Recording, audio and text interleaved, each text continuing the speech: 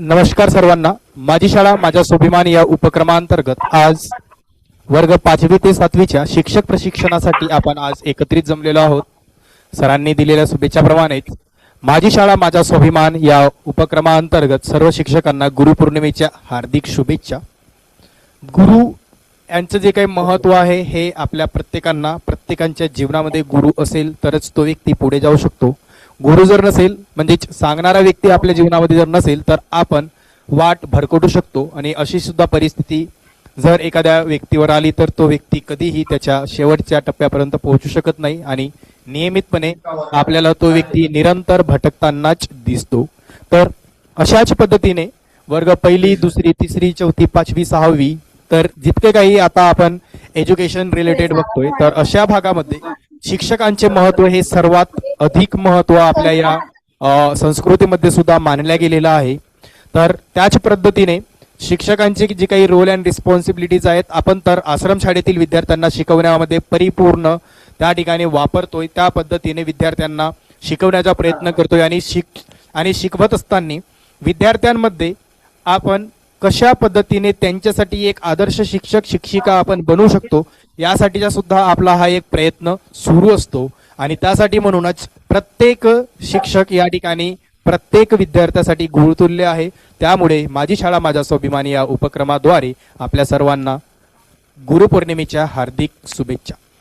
तर आजचा हा जो काही सत्र आहे या सत्रामध्ये आपण विविध बाबींवर चर्चा करणार आहोत. आणि त्या विविध बाबींवर चर्चा करत असताना आपल्याला बघायचं आहे की आज माझी शाळा माझा स्वाभिमान या उपक्रमाद्वारे आश्रमशाळेमध्ये राबवित असलेल्या वेगळ्या पद्धतीने आपण वेगवेगळ्या वर्गांसोबत कृती घेतो. त्याच्यामध्ये वर्ग 1 ते 4 असेल ज्याच्यामध्ये आपण teaching at the right level शिकवतो.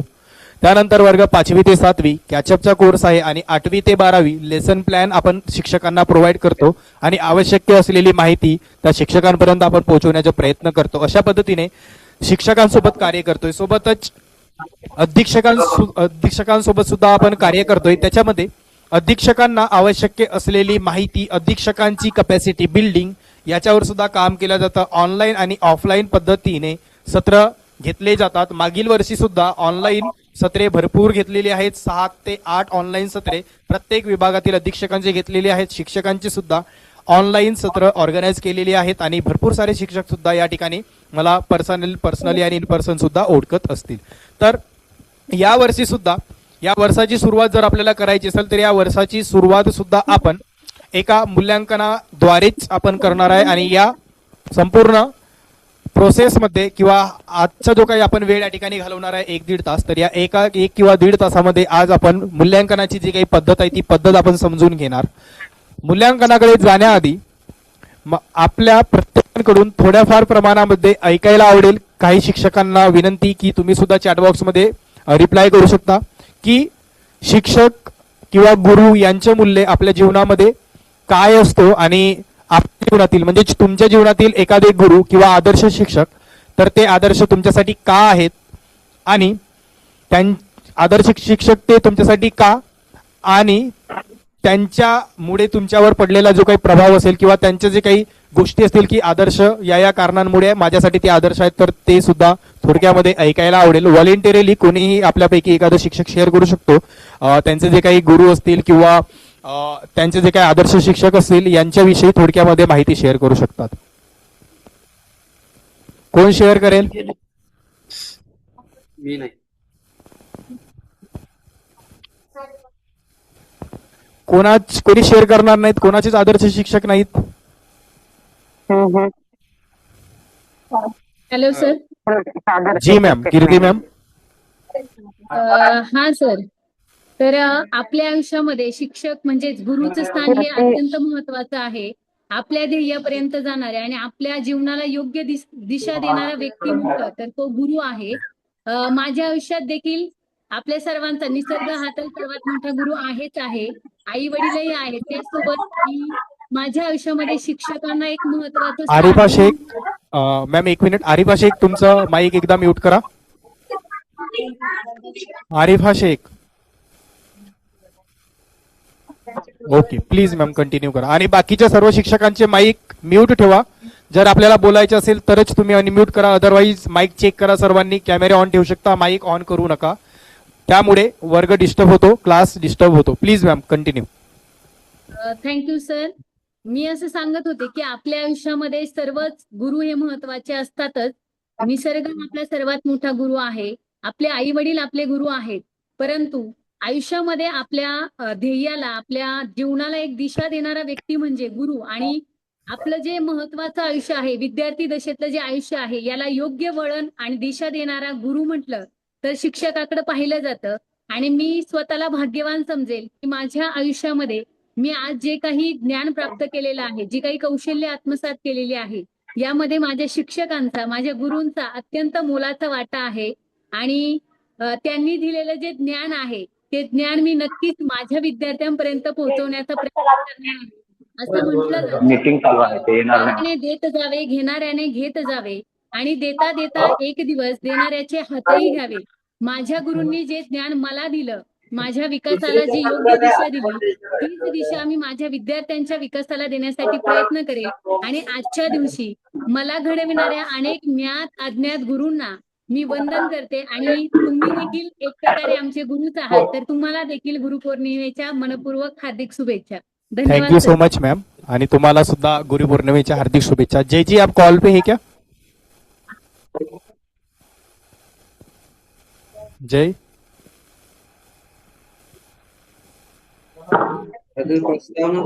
जय जी, आप कॉल पे हो या आर्यमा जी कॉल पे? लगेच चल. त्यांना काढून देऊ डायरेक्ट.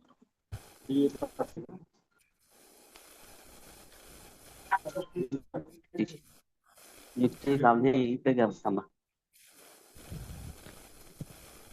1 मिनिट द्या.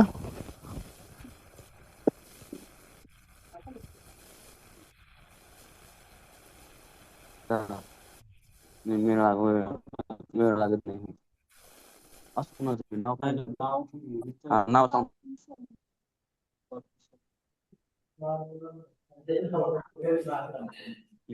सचिन निंबाळकर. 48,950. सचिन निंबाळकर. हे नंतर लावून आता राहू द्या. माझ्या मी लावून तुम्हाला घेतो नाहीतर.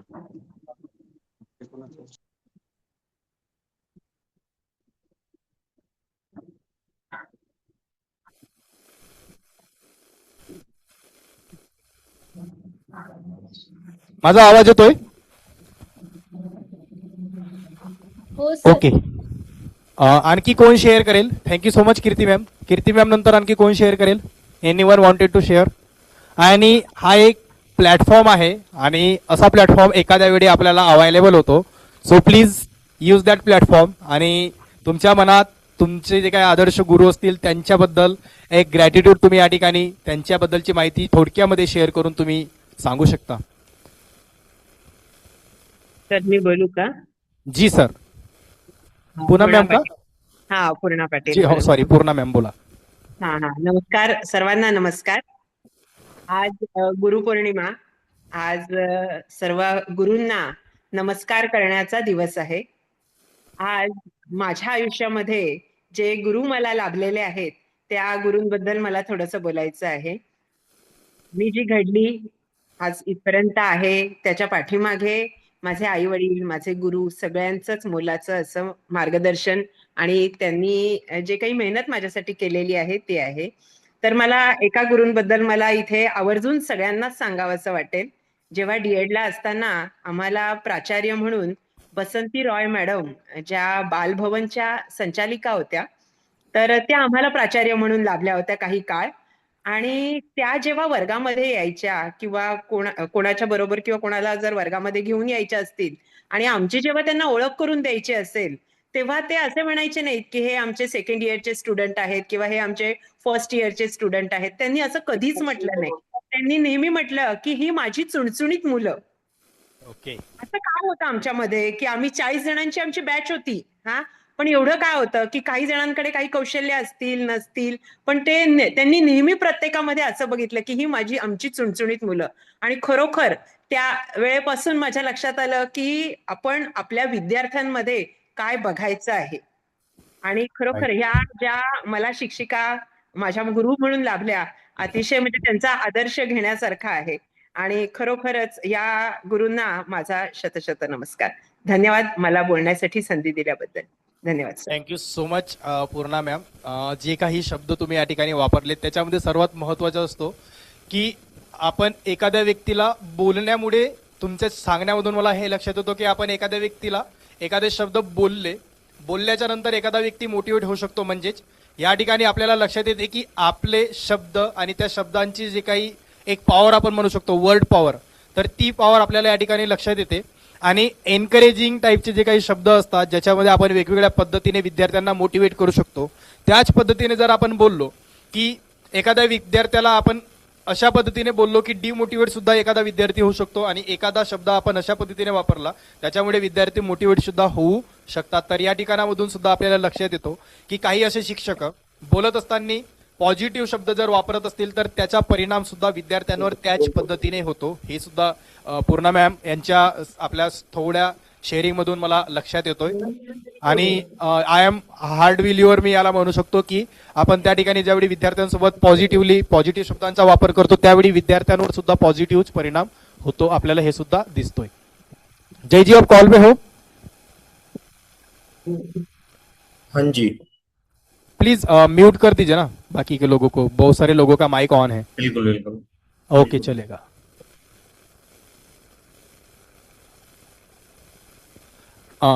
चालेल.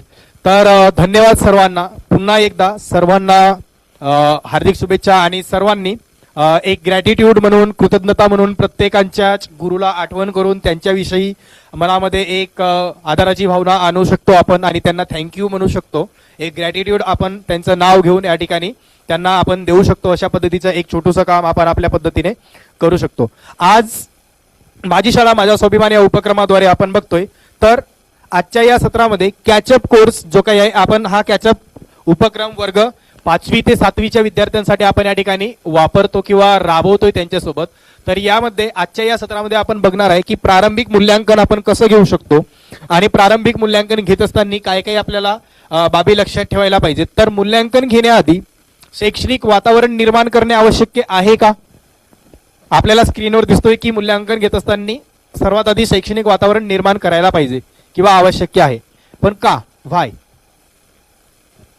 का गरजेचं आहे?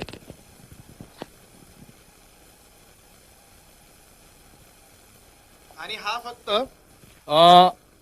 मूल्यांकन घेतानाच नाही तर मूल्यांकना व्यतिरिक्त इतरही कामे, जसं की शिकवायचं असेल तर शिकवत असताना सुद्धा शैक्षणिक वातावरण निर्माण करूनच शिकवायला पाहिजे का? काय वाटते? शैक्षणिक वातावरणाचं एकंदरीत शाळेसंबंधित ज्यावेळी आपण बघतो तर काय परिणाम किंवा का करायला पाहिजे आपल्याला? वाय? का? शैक्षणिक वातावरण निर्माण केल्याने काय होतो?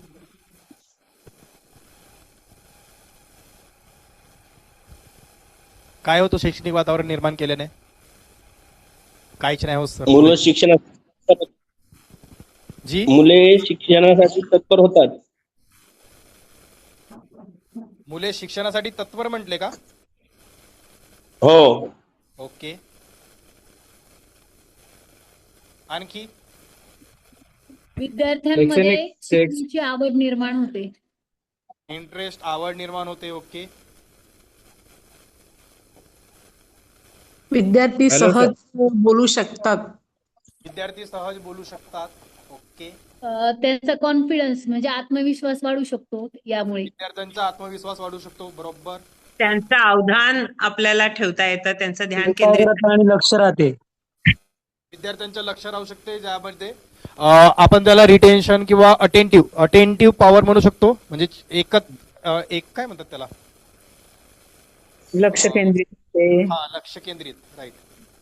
विद्यार्थ्यांच्या मनातील भीती जी आहे ती यामुळे कमी होते.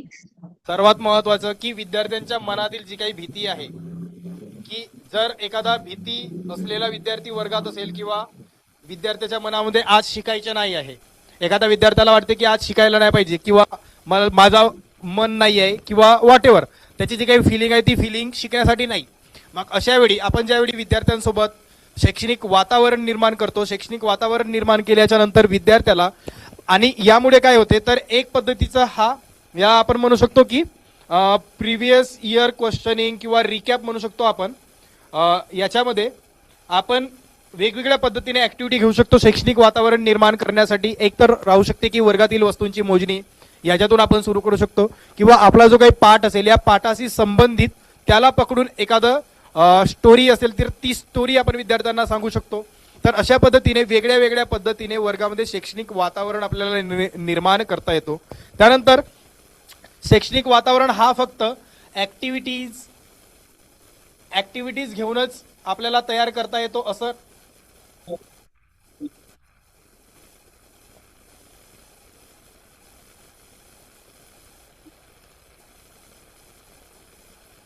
ऍक्टिव्हिटीज घेऊनच आपल्याला तयार करता येतो असं नाही, तर आपल्याला वेगळ्या वेगळ्या पद्धतीने सुद्धा करता येतो. जसं की आता वर्गामधील जी काही सिटिंग अरेंजमेंट आहे, तर ही सिटिंग अरेंजमेंट आपण ज्यावेळी वर्गामध्ये विद्यार्थ्यांची हालचाल ज्यावेळी वर्गात करतो, एखाद्या वेळी बघा की विद्यार्थी सकाळी किंवा सकाळपासून तर सायंकाळपर्यंत, जसं की या बाजूला जर बोर्ड असेल तर या ठिकाणी विद्यार्थी बसलेले असतील. आता कंटिन्युअसली दिवसभर विद्यार्थी अशाच पद्धतीने बसलेत, तर यावेळी मला जर मी ॲज अ टीचर आहे तर 1 तासासाठी वर्ग हा माझ्या हातात असतो, आणि माझ्या हातात असल्यामुळे त्यावेळी मी विद्यार्थ्यांसोबत वेगळ्या पद्धतीने सिटिंग अरेंजमेंट ठेवू शकतो. माझ्या क्लाससाठी ठेवू शकतो का? आपण ॲज अ टीचर म्हणून तुमच्या वर्गासाठी म्हणजे तुमच्या पिरियड पर्यंत तुम्ही विद्यार्थ्यांची सिटिंग अरेंजमेंट चेंज करू शकता. हो सर. करू शकतो. त्याच्यानंतर वर्गात शिकवायचं आहे किंवा वर्गाच्या बाहेर शिकवायचं आहे हे सुद्धा आपण त्या ठिकाणी डिसाईड करू शकतो. हो sir. Means overall it's depending on us की आपण विद्यार्थ्यांना कशा पद्धतीने आपण शिकवणार आहे. आपला जो काही पाठ असेल हा पाठ विद्यार्थ्यांपर्यंत आपण कशा पद्धतीने पोहोचवणार आहे हे आपल्यावर डिपेंड करतो. मग त्याच्यासाठी जी काही तयारी आहे ही तयारी शिक्षक आपल्या पद्धतीने आपल्या वर्गामध्ये आपल्या क्लाससाठी करू शकतात. आणि this type of a teachers become a ideal teacher आपण म्हणू शकतो. आणि असे काहीतरी वेगळ्या पद्धतीने शिकवणारे, वेगळ्या पद्धतीची उदाहरणं देणारे, विद्यार्थ्यांना आवडते त्या पद्धतीने शिकवणारे, तर असे जे काही शिक्षक आहेत हे शिक्षक आपल्याला आयडियल शिक्षक बनताना म्हणजेच आदर्श शिक्षक विद्यार्थ्यांचे असतात हे आपल्याला लक्षात येतो. असं जर बघितलं आपण तर आपल्या वर्गामध्ये बघा, किंवा आपण ज्यावेळी विद्यार्थी होतो तर विद्यार्थी होतो त्यावेळी आपल्याही वर्गामध्ये भरपूर सारे शिक्षक होते, आणि भरपूर साऱ्या शिक्षकांपैकी हे सर्व शिक्षक आपल्यासाठी आयडियल झालेत का? याच्यातील फक्त एकच शिक्षक काय झाला आपल्यासाठी आयडियल झाला, राईट? प्रत्येक शिक्षक आयडियल झाला का आपल्यासाठी? नाही. त्याच्यातील फक्त एकच शिक्षक आयडियल झाला. आता असं नाही की विद्यार्थ्यासाठी फक्त एकच शिक्षक आयडियल असेल. मग आयडियल का आहे? तर कारण होऊ शकते की त्या शिक्षकांनी आपल्याला आपल्या आवडीप्रमाणे शिकवलं म्हणून आपल्यासाठी ते शिक्षक आयडियल आहेत. होऊ शकते की असे शिक्षक जे वेगळ्या वेगळ्या पद्धतीने शिकवत होते त्याच्यामुळे आपल्याला ते आयडियल वाटतात. किंवा मी ज्या भागातून येतोय त्या भागातून येत असताना मी ज्या काही गोष्टी बघितलेल्या आहेत त्याच्या आजूबाजूची उदाहरणं जर शिक्षक त्या ठिकाणी जर देत असतील तर त्यावेळी ते शिक्षक आदर्श होतात. तर मग अशा वेळी आपल्याला माहिती आहे की आपल्यासाठी आपले टीचर आदर्श का होते? कारण ते वेगळ्या वेगळ्या पद्धतीने शिकवायचे, आपल्याला आवडते त्या पद्धतीने शिकवायचे. म्हणजेच काय तर विद्यार्थी हा त्याची लर्निंग स्टाईल जर आपण बघितली विद्यार्थ्यांची तर एक वॉर्क मॉडेल आहे. नाव ऐकलंय का कधी वॉर्क मॉडेल? वॉर्क मॉडेल ऐकलेलं आहे? हो सर, ऐकलेलं. काय होतो व्ही? सांगा. V for virtual. Right. Audio. Visualization. Audio.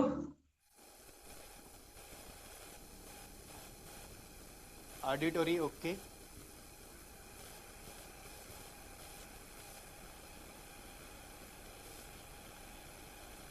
R for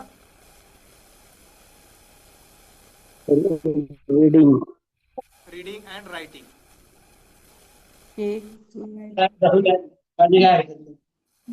K for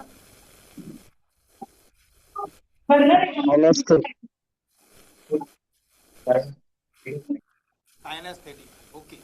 so आपल्याला हा जो काही मॉडेल दिसतो work model, so this is the model, आणि याला आपण म्हणतो हा आहे learning styles. Okay, these are the learning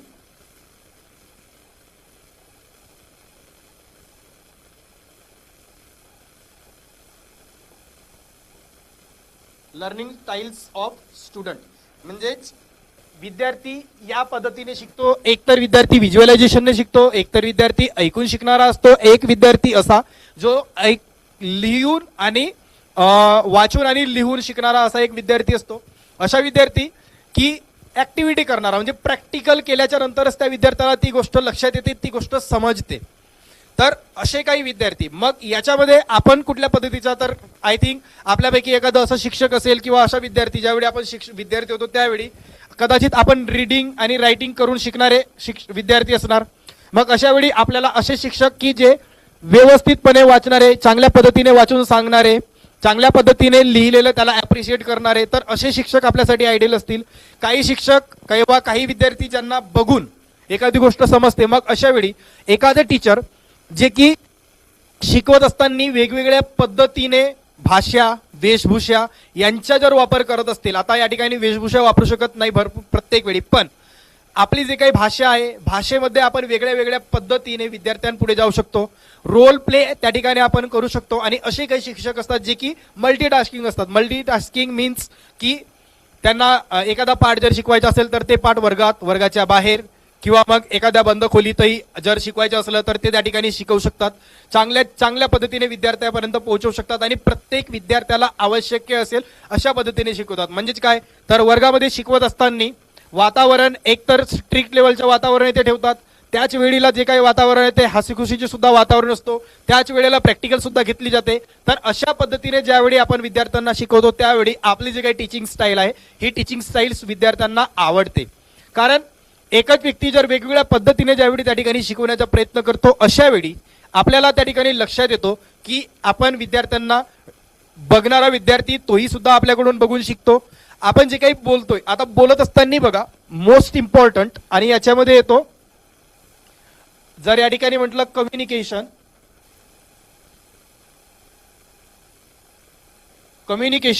तर त्या कम्युनिकेशन मधला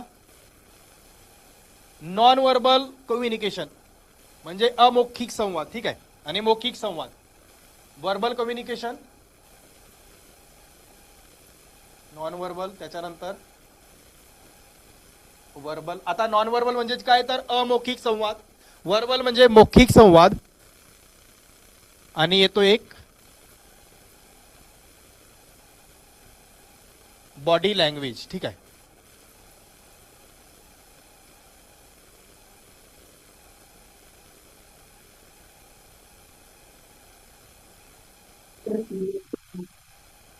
बॉडी लँग्वेज. ठीक आहे,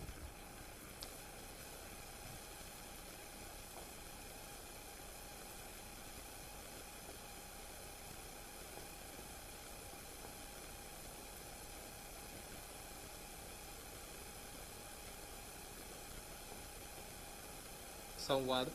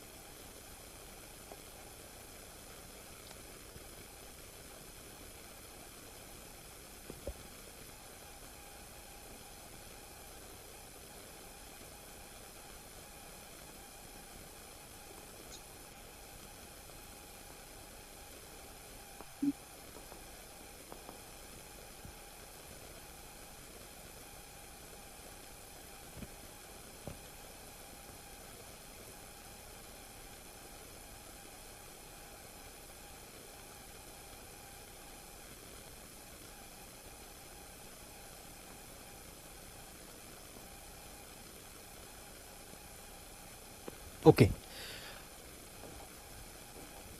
आपल्याला आता या स्क्रीनवर दिसतोय की संवाद जो काही आहे हा संवाद सर्वात महत्वाचा असतो. वॉर्क मॉडेल आपण जर बघितलं VARK, तर विद्यार्थ्यांना जर कदाचित आपल्याला आपण काय बोलतोय याच्यामध्ये विद्यार्थ्यांची रुची जर निर्माण करायची असेल आणि विद्यार्थ्यांना आपण बोलत असताना ते आवडायला पाहिजे. जर कदाचित विद्यार्थ्यांना आपण जे काही बोलतोय हे आवडत असेल तर तो विद्यार्थी आणखी अटेंटिव्हपणे म्हणजे लक्षपूर्वक ऐकेल आणि ऐकणारच नाही तर त्याचा वापर सुद्धा तो त्या ठिकाणी करेल. मग याच्यामध्ये आपण बघत होतो वॉर्क मॉडेलमध्ये आपण बघितलं की व्हिज्युअलायझेशन म्हणजे एखादा विद्यार्थी असा की बघून शिकणारा. मग बघून शिकणारा एखादा विद्यार्थी जर असेल तर सर्वात महत्वाचं शिक्षक असेल किंवा कुठलाही व्यक्ती किंवा एखादा आता ह्युमन बिंगच घेऊ आपण, तर ह्युमन बिंग जर असेल, आता हा ह्युमन बिंग आणि ह्युमन, आपण या ठिकाणी ह्युमन बिंग तर हा बिंग का वापरतो तरी एकदा बघा तुम्ही सर्च करून बघा की आपण ह्युमन का म्हणत नाही आणि फक्त ह्युमन बिंग का म्हणतो. आपण ज्यावेळी एखाद्या व्यक्ती किंवा एखाद्या वेळी आपण सांगतो त्यावेळी ह्युमन बिंग का वापरतो, आपण ह्युमन का वापरत नाही. तर मी सांगणार नाही की ह्युमन बिंग हा आपण पूर्ण शब्द का वापरतो, तुम्ही एकदा गुगलला जाऊन नंतर चेक करा. पण इथपर्यंत मी सांगणार की आता ह्युमन आपण वापरत नाही, ह्युमन बिंगच वापरतो. आता तो का वापरतो त्याचं चेक तुम्ही युट्यूबला जाऊन किंवा मग गुगलला तुम्हाला त्याचं उत्तर भेटेल. पुढच्या वेळी ज्यावेळी आपण भेटणार तर त्यावेळी तुमच्याकडून तशा पद्धतीचे उत्तर येऊ द्या किंवा मला तसा प्रश्न कदाचित राहिला लक्षात, मला ठाणे डिव्हिजन 5-7 मध्ये ह्युमन बिंग हा शब्द वापरला होता तर मी तुम्हाला नक्की विचारणार. तर आता या ठिकाणी बघतोय की ह्युमन बिंग हा जो काही आहे हा वर्क मॉडेलच्या आधारावर लर्निंग स्टाईल्स त्याच्या आपल्याला लक्षात येतात. मग याच्यामध्ये दुसरा ह्युमन बिंग जो की रोल अँड रिस्पॉन्सिबिलिटी मध्ये आहे, मग त्याला आपण म्हणू शकतो एक टीचर. मी टीचरसाठी फक्त टी वापरतो या ठिकाणी जागा नसल्यामुळे.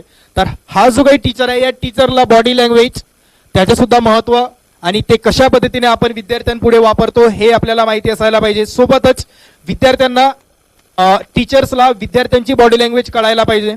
विद्यार्थी काहीही न बोलता त्याच्याकडे बघून एका टीचरला समजायला पाहिजे की याची आताची इमोशन काय आहे, हा शिकण्यासाठी तयार किंवा याच्या मनात काय सुरू होईल. प्रत्येक गोष्ट थोड्याफार प्रमाणामध्ये ऑलमोस्ट आपल्याला अंडरस्टँड किंवा अंदाज करता यायला पाहिजे. त्याच्यानंतर व्हॉइस म्हणजे आवाज हा भरपूर महत्वाचा फॅक्टर आपल्याला कम्युनिकेशन मध्ये बघायला मिळतो, ज्याच्यामध्ये आपण जे काही गोष्टी बोलतोय तर ह्या गोष्टी बोलत असताना आपला आवाजामध्ये चढ उतार असणे गरजेचा आहे. चढ उतार जर असेल तर चढ उतारामुळे काय होतं तर एखाद्या व्यक्तीचं अटेन्शन जर आपल्याला ग्रॅब करायचं आहे तर ते अटेन्शन ग्रॅब करण्यासाठी आपण कशा पद्धतीने बोलतो, कशा पद्धतीने शब्दांचा उच्चार करतो, कशा पद्धतीने कोणत्या ठिकाणी आपण पॉज घेतो, ही प्रत्येक गोष्ट त्या ठिकाणी मॅटर करतो.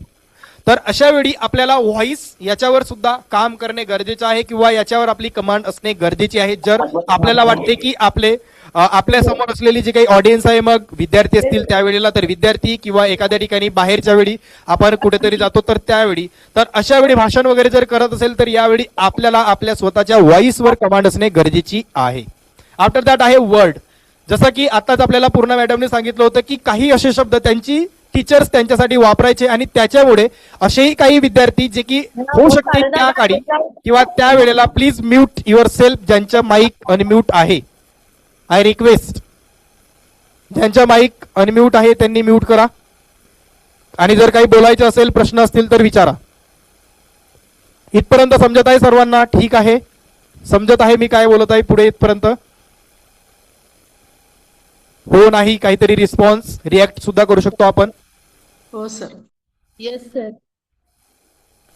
ओके, थँक्यू जी. तर या ठिकाणी वर्ड्स आहेत तर वर्ड्सचे महत्व भरपूर प्रमाणामध्ये. तुम्ही एखादा शब्द तुम्ही कशा पद्धतीने बोलता. होऊ शकते की आपण विद्यार्थ्याला बोलतोय की वर्गात बस हा एक शब्द आणि ही टोनिंग असू शकते. टोन मॅटर करतो ना एखाद्या वेळी. बघा की एखाद्या वेळी हा प्रत्येकांना असा अनुभव आलेला असेल की आपण एखाद्या व्यक्तीला किंवा एखाद्या व्यक्तीने आपल्याला अशा पद्धतीने बोललेला असतो की हा शब्द अशा पद्धतीने बोलायचा असतो का. तर यावेळी काय होते की टोनिंग मॅटर करतो. आपण विद्यार्थ्यांना म्हटलं की वर्गात बस, बाळा वर्गात बस, बाळा वर्गात बस, म्हणजेच आपण या ठिकाणी काय करतो, आपण आवाजाच्या सहाय्याने शब्दाला त्या ठिकाणी एक महत्व प्राप्त करून देतो आणि तुम्ही ज्या टोनिंगने त्या शब्दाचा वापर करणार त्याचा परिणाम त्या पुढच्या विद्यार्थ्यावर होतो. म्हणजेच काय तर आपण प्रेमाने जर एखादा शब्द, आपला इंटेन्शन जर त्या ठिकाणी प्रेमाचं इंटेन्शन जर त्या ठिकाणी असेल तर विद्यार्थ्याला तो शब्द त्याच एनर्जीमध्ये त्या विद्यार्थ्यापर्यंत पोहोचतो आणि त्याच एनर्जीमध्ये तो विद्यार्थी अंडरस्टँड सुद्धा करतो. एखाद्या वेळी आपण हळूने जरी बोललो आणि ते बोलणं जर आपल्याला आपल्या मनातून जर इंटेन्शन थोडा की त्या विद्यार्थ्याला आपल्याला दम द्यायचा असेल तर अशाही वेळी तो विद्यार्थी त्या पद्धतीने समजतो आणि त्याच पद्धतीने तो बसतो सुद्धा. सो अशा वेळी आपलं जे काही इंटेन्शन आहे ते इंटेन्शन आपण त्या शब्दाद्वारे आणि त्या शब्दाचा उच्चार आपण कसं करतोय आणि शब्द उच्चारत असताना स्वतःची बॉडी लँग्वेज आपण कशी ठेवतो याच्यावर पूर्ण आपलं ओव्हरऑल कम्युनिकेशन मॅटर करतोय. Now it's a question for everyone. हा एक प्रत्येकासाठी एक प्रश्न आहे. आपल्याकडे दिलेला आहे या ठिकाणी वर्ड, व्हॉइस अँड लँग्वेज आणि या ठिकाणी दिलेला आहे 7, 38 अँड 57. आता आपल्याला सांगायचं आहे की 1, 2, 3. तुमच्याजवळ तुमच्या बुकमध्ये एक आन्सर लिहा. तुमचा एक आन्सर असेल कुठला पण, त्याच्यामध्ये जे काही 7 आहे तर या 7 मध्ये तुम्ही या 3 पैकी कोणाला ठेवणार? 38 मध्ये त्या 3 पैकी तुम्ही कोणाला ठेवणार आणि 57 पैकी तुम्ही कोणाला ठेवणार? तर तुमच्याजवळ फक्त एकच बॉक्स बनेल. हा एक बॉक्स ज्याच्यामध्ये हे दिलेलं असेल आणि एक दुसरा जो की तुमचं असेल, तुमचा आन्सर. या ठिकाणी झाले प्रत्येकांचं 7, 38 अँड 57. प्रश्न समजला का आपल्याला? या ठिकाणी काय करायचं आहे? 7, 38 अँड 57 मध्ये वर्ड, व्हॉइस आणि बॉडी लँग्वेज जे आपल्याला दिसत आहे ते आपल्याला या ठिकाणी लिहायचं आहे तुमच्या आन्सरमध्ये. त्याच्यानंतर मग तुम्ही आन्सर सांगू शकता. चॅट बॉक्समध्ये तुम्हाला लिहावं लागेल. काही शिक्षकांना अनम्यूट करून शिक्षक या ठिकाणी याचं उत्तर देऊ शकतात. आपण काही 5% आहे. 7 मध्ये काय येईल? 7 आहे की 5% यायला पाहिजे असं 100 होऊ शकतं. टोटल 7 आहे नाही 100. 7च आहे का सर? 7, 38 आणि 57 यामध्ये तुम्हाला काय वाटते की 7 मध्ये काय वर्ड आहे का किंवा 7 मध्ये व्हॉइस येतो का की 7 मध्ये बॉडी लँग्वेज येते? म्हणजे आपण ज्यावेळी बोलतो एखाद्या वेळी आता जसं की मी तुमच्यासोबत बोलत आहे तर यावेळी मी बोलत असताना याच्यामध्ये किंवा एखाद्यासोबत ज्यावेळी आपण संवाद साधतो तर संवाद साधत असताना आपण शब्द सर्वात जास्त आहे त्याच्यामध्ये किंवा आपण व्हॉइस जे काय म्हणजे आवाज कमी जास्तपणा तर ते किंवा मग बॉडी लँग्वेज तर सर्वात जास्त आपल्या कम्युनिकेशनमध्ये काय येतो? कम्युनिकेशनमध्ये बॉडी लँग्वेज सर्वात जास्त येते 100 पैकी. आता जर म्हटलं की हा जो काही 1 तासाचा जो काही सेशन आहे 1 आवरचा, ठीक आहे, या 1 आवरच्या सेशनमध्ये मी म्हटलं की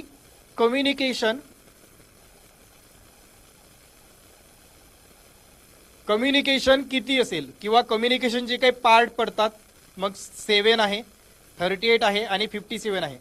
तर याच्यामध्ये कुठला भाग सर्वात जास्त होता किंवा कुठला भाग सर्वात कमी होता? आणि इट्स हॅपन्स फॉर एव्हरीवन. ठीक आहे, म्हणजे प्रत्येक ठिकाणी प्रत्येक वेळी तुम्ही 1 मिनिटासाठी जरी संवाद साधत असेल कुणासोबत किंवा 1 तास आणि 1 दिवस जरी एखाद्या व्यक्तीसोबत असेल तरी त्याला 100%च काउंट केलं जाईल आणि 100% पैकी मग त्याच्यामध्ये 7, 38 आणि 57च काउंट केलं जाईल. ठीक आहे.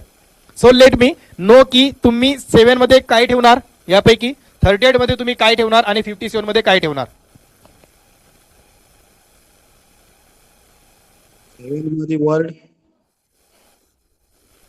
ओके. 38 मध्ये व्हॉइस, व्हॉइस आणि last body language.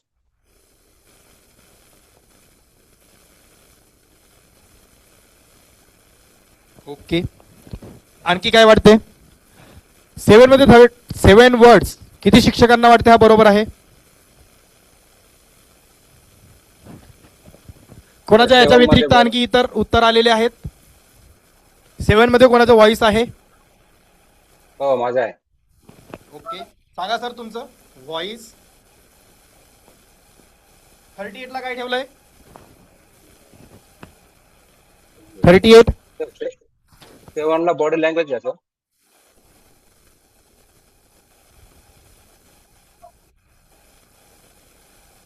Body language and 57 word word word. Okay. त्यानंतर आपण बघूया इतर कोणाचं बॉडी लँग्वेज आहे 7 मध्ये. तर माझं एनीवन आहे का? सर वर्ड मला 38 आले. वर्ड मध्ये 38 word. Okay. 7 word 38, voice 7 voice 7 आणि बॉडी लँग्वेज 57. आणि body language 57. Okay.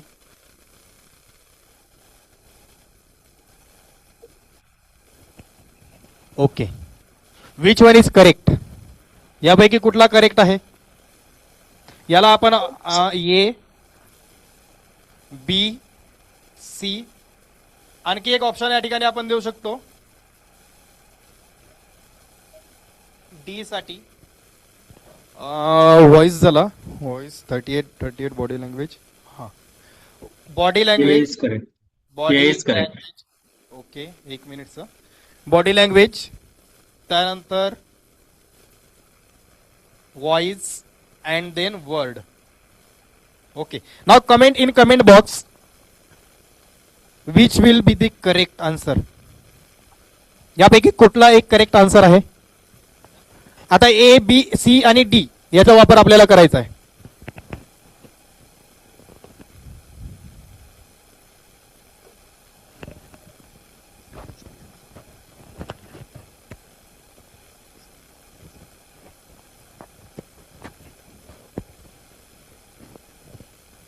Okay.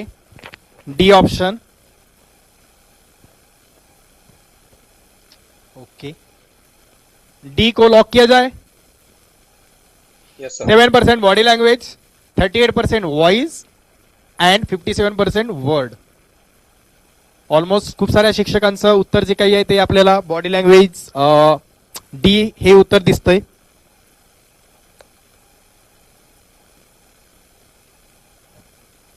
Okay.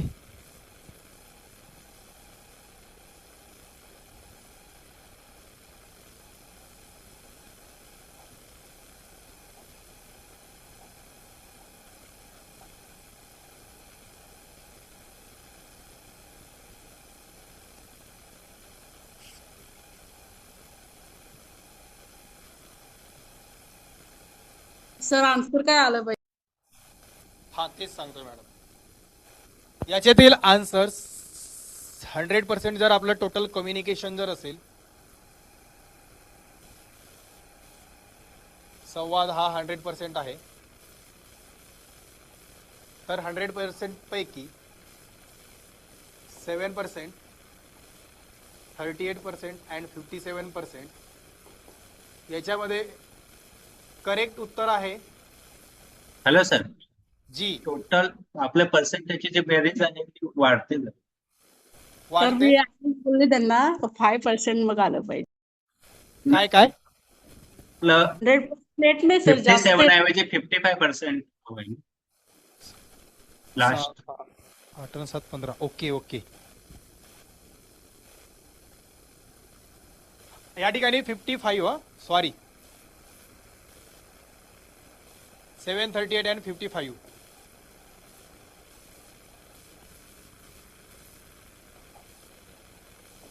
Thank you sir.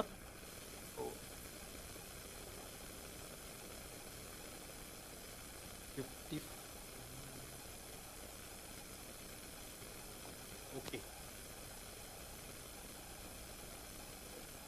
आता आपण या ठिकाणी बघतोय तर करेक्ट आन्सर आहे ये, ज्याच्यामध्ये वर्ड्स जे काही आहेत ते फक्त 7% मॅटर करतात. म्हणजेच आपण जितकं काही बोलतोय त्या बोलण्यामध्ये ज्यावेळी आपण ओव्हरऑल आपलं जे काही कम्युनिकेशन असते त्या ओव्हरऑल कम्युनिकेशनमध्ये आपलं स्वतःचं जे काही बोलणं आहे त्या बोलण्यामध्ये आपण फक्त 7% जे काही आपले शब्द आहेत ते पुढच्या व्यक्तीवर प्रभाव किंवा प्रभावशाली असतात किंवा प्रभाव पाडतो किंवा त्याचा प्रभाव पडतो असं म्हणू शकतो. फक्त 7%. आपल्याला वाटते जस्टिफाई आहे. किती शिक्षकांना वाटते की इट्स नॉट जस्टिफाईड की 7% आपण शब्द वापरतो आपल्या ओव्हरऑल कम्युनिकेशन मध्ये? नाही सर, 7% कुठे, आपण जास्त वापरत असतो. जास्त वापरतो, राईट? हॅलो सर, शब्द जास्त वापरतो. शब्द जास्त शब्द जास्त वापरतो, वापरतो. पण ऍक्च्युली त्या सगळ्या शब्दांचा प्रभाव विद्यार्थ्यांवर पडत नाही. तुम्हाला Okay. म्हणजे प्रभाव किती पडलाय ते सांगायचं आहे का? प्रभाव किती पडतो विद्यार्थ्यांवर नाही असं नाही नाही काही? ओव्हरऑल कम्युनिकेशन ज्यावेळी आपण करतोय तर त्या कम्युनिकेशनचा जो काही प्रभाव आहे तो प्रभाव काय होतो आणि ओव्हरऑल जर आता मगाशी सांगितलं मी की ओव्हरऑल कम्युनिकेशन बघितलं मग तुम्ही 1 तास करा 1 मिनिट करा किंवा दिवसभर करा त्याला आपण 100%च्या अंडरमध्ये जर काउंट केलं तर त्याच्यामध्ये 7, 38 आणि 55% असं काउंट आपल्याला केलं तर आपल्याला लक्षात येतो की आपण 7% शब्द आपल्या ओव्हरऑल कम्युनिकेशनमध्ये वापरतोय.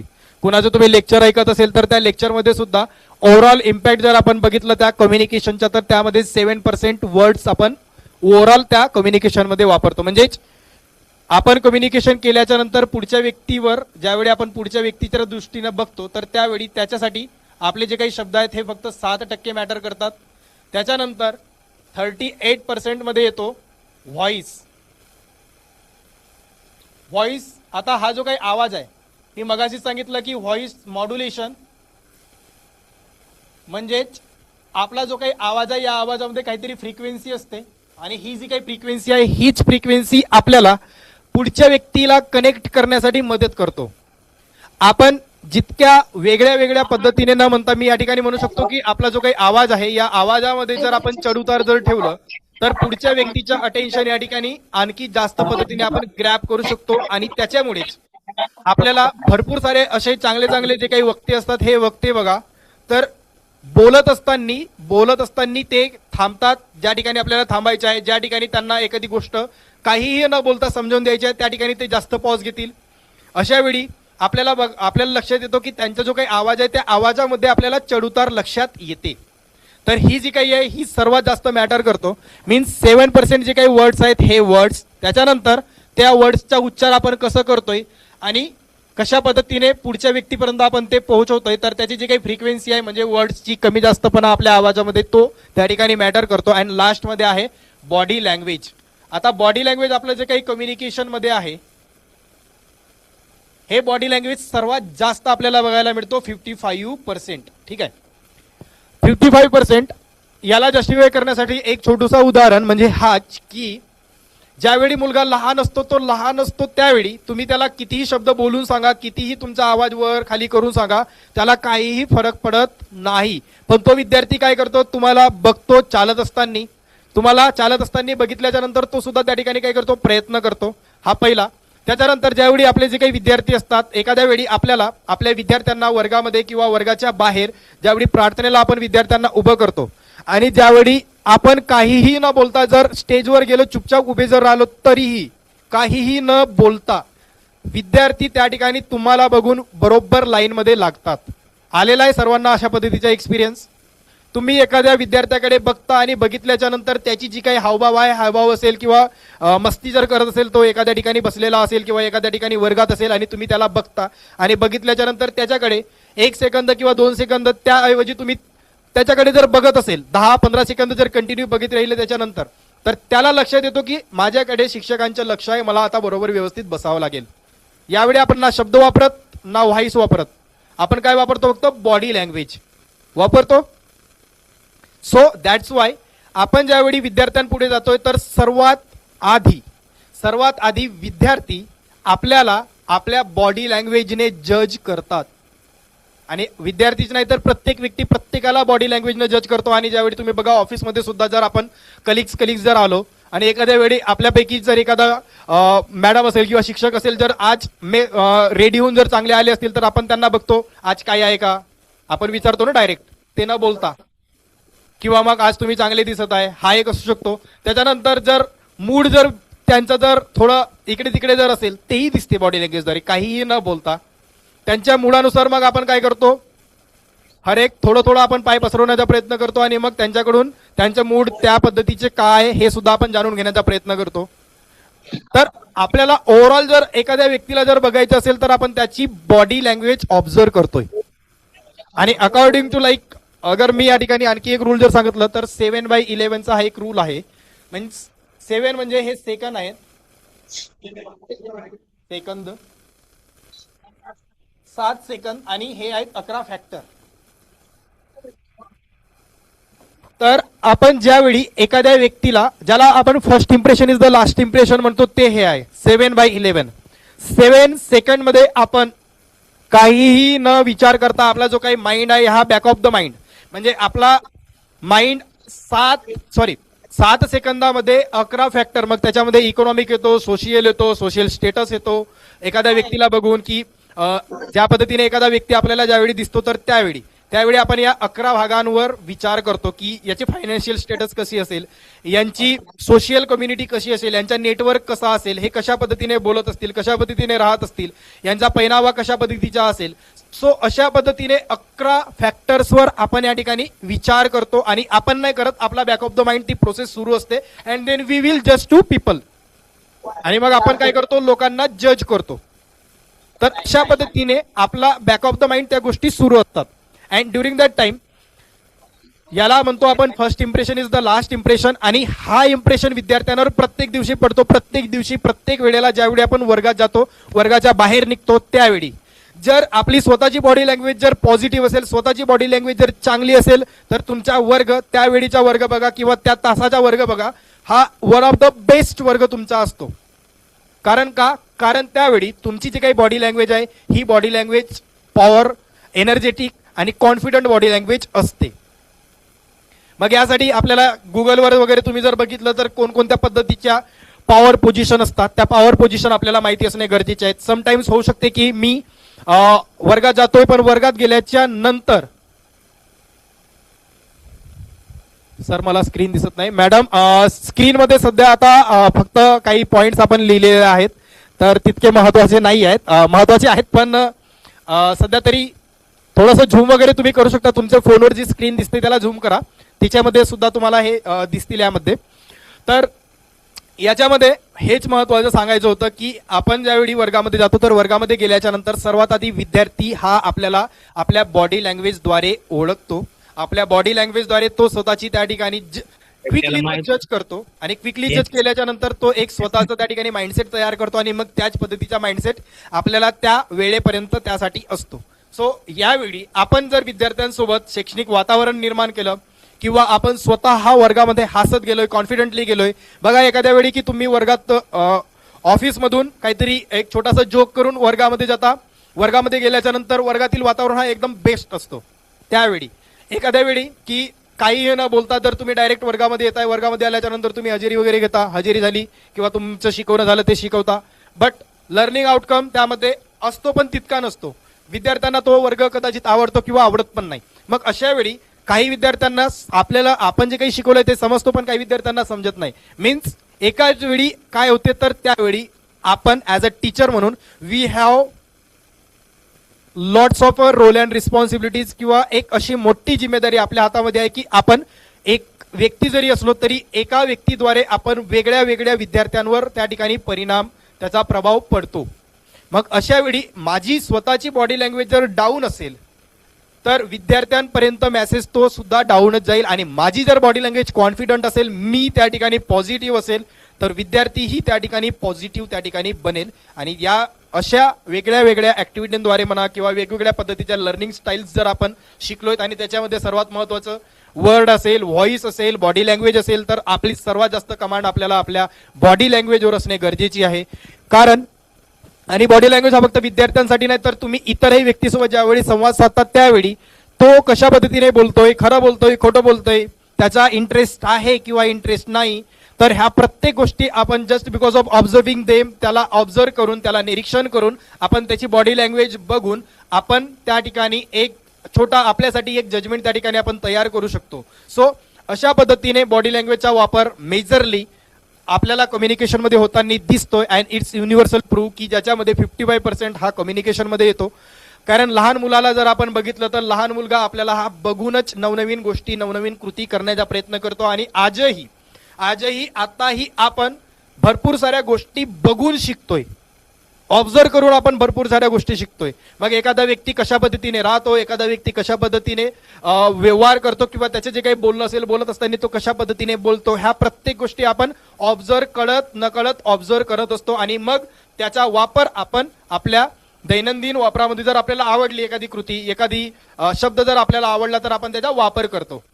अँड याचाच इम्पॅक्ट जर आपण जर बघितला तर मेजरली इम्पॅक्ट मूवीज वगैरे बघा, मूवीज वगैरे मध्ये सुद्धा सर्वात जास्त आपल्याला असे काही गोष्टी लक्षात राहतात ज्याच्यामध्ये मुवमेंट जास्त आहे. तर अशा पद्धतीने बॉडी लँग्वेज आहे, बॉडी लँग्वेज, मग त्याच्यावर voice modulation 38% and than words 7%.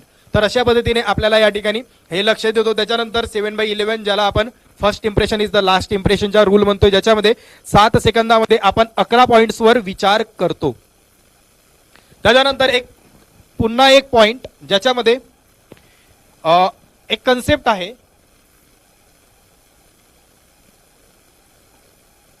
आणि ही आपल्याला वातावरण निर्मिती करण्यासाठी भरपूर महत्वाची किंवा इम्पॉर्टंट ठरू शकतो.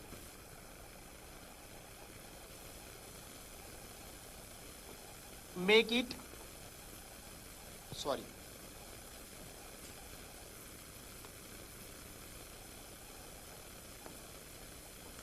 Fake it until make it.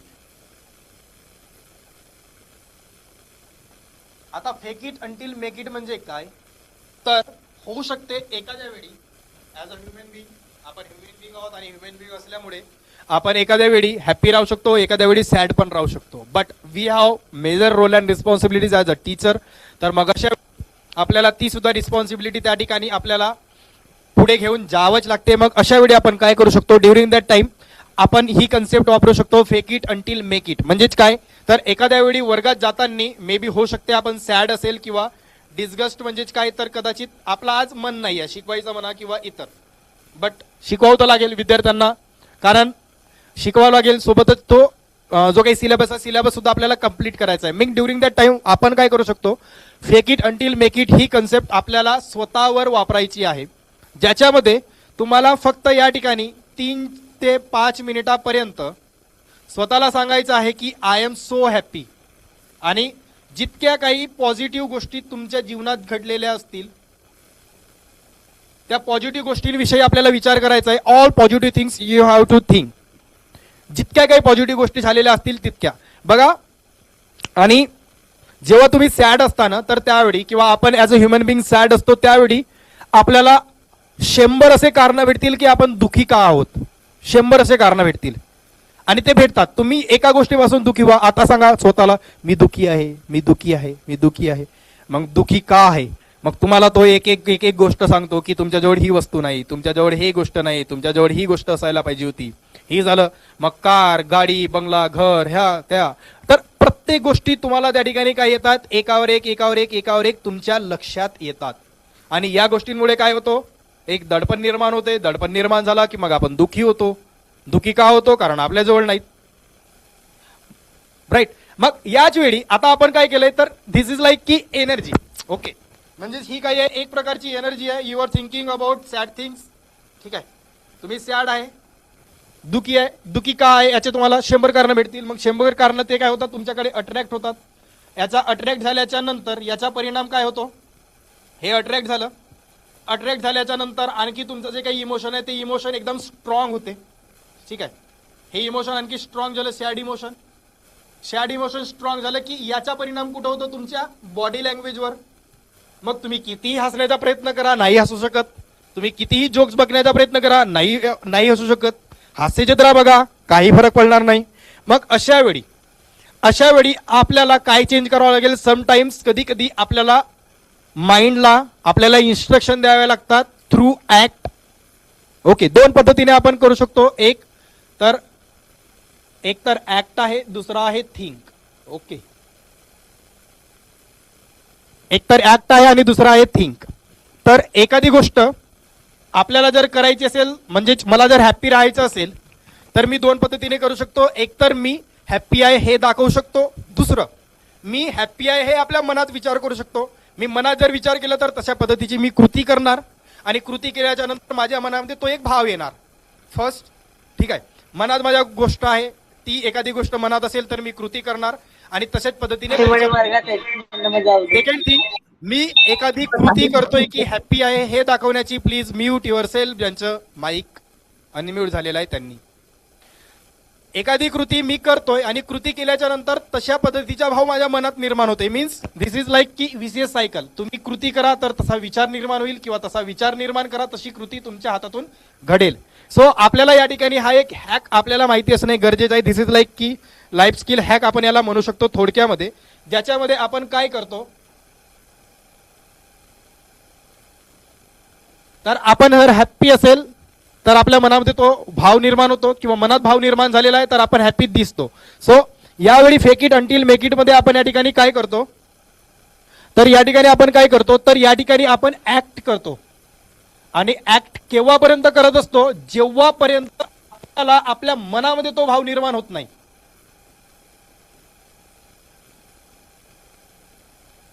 जोपर्यंत आपल्या मनात भाव निर्माण होत नाही की मी हॅप्पी आहे तोपर्यंत आपल्याला स्वतःला मग हसा, स्माइल करा, स्वतःला सांगा मी हॅप्पी आहे, हॅप्पी आहे, हॅप्पी आहे. ज्यावेळी तुम्ही सांगता यू आर हॅप्पी हॅप्पी त्यावेळी प्रश्न विचारा की मी हॅप्पी का आहे. तुम्ही ज्यावेळी ज्या पद्धतीने या ठिकाणी प्रश्न विचारला दुःखी, मी दुःखी का आहे, मग तुम्हाला ज्या पद्धतीने निगेटिव्ह म्हणणार तर निगेटिव्ह थॉट जसे अट्रॅक्ट झाले त्याच पद्धतीने तुम्ही ज्यावेळी विचार करता की मी हॅप्पी आहे तर पॉझिटिव्ह थॉट्स, मग ते पॉझिटिव्ह थॉट्स काय होतील तुमच्याकडे अट्रॅक्ट होतील. And then positive thoughts attract होतात. गेलं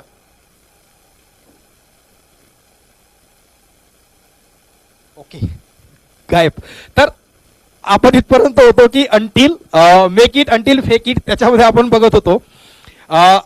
जर आपण कृती केली तर ते एका विचार त्याच्यापासून निर्माण होऊ शकतात किंवा विचार जर आपण निर्माण केले तर आपण कृती करतो. तर आपल्याला सुद्धा लक्षात ठेवायचं आहे की आपण जर पॉझिटिव्ह गोष्टी जर लक्षात ठेवल्या तर पॉझिटिव्ह गोष्टी आपल्याकडे अट्रॅक्ट होतात आणि निगेटिव्ह गोष्टीकडे जर आपण लक्ष दिलं तर निगेटिव्ह गोष्टी त्याकडे येतात आणि याचा ओव्हरऑल इम्पॅक्ट मग पॉझिटिव्ह थॉट, पॉझिटिव्ह गोष्टी attract, positive body language, negative thought, negative गोष्टी अट्रॅक्ट, निगेटिव्ह बॉडी लँग्वेज आणि पॉझिटिव्ह बॉडी लँग्वेज असेल त्याचा impact positive, negative body language असेल त्याचा negative impact. So during that time as a teachers म्हणून आपल्याला शैक्षणिक वातावरण निर्माण करायचं आहे. So first and foremost we have to take care our self. आपल्याला स्वतःची काळजी घेणे गरजेची आहे. मी आज काय फील करतोय, मी आज कसा आहे हे स्वतःला प्रश्न विचारणे गरजेचे आहे प्रत्येक दिवशी, प्रत्येक वेळेला, प्रत्येक सेकंदाला. तर इथपर्यंत आपण होतोय की शैक्षणिक वातावरण निर्माण करत असताना भरपूर साऱ्या गोष्टी या ठिकाणी आपण बघितल्या. तर त्याच्यामध्ये शेवटचा जो पॉईंट होता make it until fake it fake it until make it म्हणजे अशी कृती करा जोपर्यंत ती चुकीची आहे किंवा तुम्ही हॅप्पी नाही पण हॅप्पी दाखवताय तर जेव्हापर्यंत कोटपर्यंत दाखवायचं जोपर्यंत आपल्याला तशा पद्धतीचा भाव आपल्या मनात निर्माण होत नाही तोपर्यंत आपल्याला तो भाव दाखवायचा आहे. आणि this is one of the secret of success पण आपण म्हणू शकतो. भरपूर सारे लोक याला एक मॅनिफेस्टेशन टाईप बघतात याच्यामध्ये की एखादी गोष्ट माझ्याकडे नाही पण मी फील करतो की ती माझ्याकडे आहे आणि आफ्टर सम डेज ती गोष्ट माझ्याकडे येते. तर असे सुद्धा भरपूर सारे लोक आहेत जे बिलीव्ह करतात याच्यावर. आणि you can also use in so many different वे. ज्यावेळी तुम्ही याचा वापर करणार तर त्याचा आणखी वेगळ्या वेगळ्या पद्धतीने ऍप्लिकेशन तुम्ही त्याचे स्वतः निवडू शकता किंवा बघू शकता. इथपर्यंत सर्वांना थोडक्यामध्ये समजलंय की आपण शैक्षणिक वातावरणावर चर्चा करत होतो पण चर्चा भरपूर इकडे तिकडे गेली. बट जे काही आपण या ठिकाणी बघितलंय ऑफलाईन आवाज येते माझा आपल्याला? हाँ जी Prashant. Yes sir. Okay actually हा बॅक ऑनलाईन. ओके. तर आतापर्यंत आपण जे काही या ठिकाणी डिस्कस केलेलं आहे हे समजलेलं आहे थोडक्यामध्ये सर्वांना की आपण हे डिस्कशन का केलं, याचं महत्व काय आहे. आपल्यापैकी कोणी शेअर करू शकतो थोडक्यामध्ये आपण काय या ठिकाणी डिस्कस केले, काय आपल्याला समजलेलं आहे थोडक्यात? एनीवन? तर सांग एमर्जिंग थॉट जे पण असेल ते प्लीज. Yes ma'am. तर म्हणजे वर्गात जायच्या आधी आपलं स्वतः पॉझिटिव्ह असणे गरजेचं आहे. त्याच्यामुळे विद्यार्थ्यांमध्ये सुद्धा ती पॉझिटिव्हिटी येते आणि त्याचा वेगळा परिणाम आपल्या अध्ययनामध्ये होत असतो आणि निश्चितच विद्यार्थ्यांना चांगला परिणाम होतो. आणि अध्ययन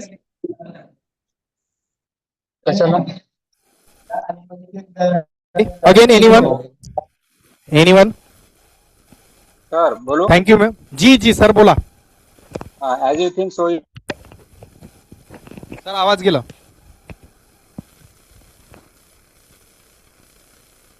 हॅलो. ओके. दुसरे शिक्षक शेअर करा सर येईपर्यंत.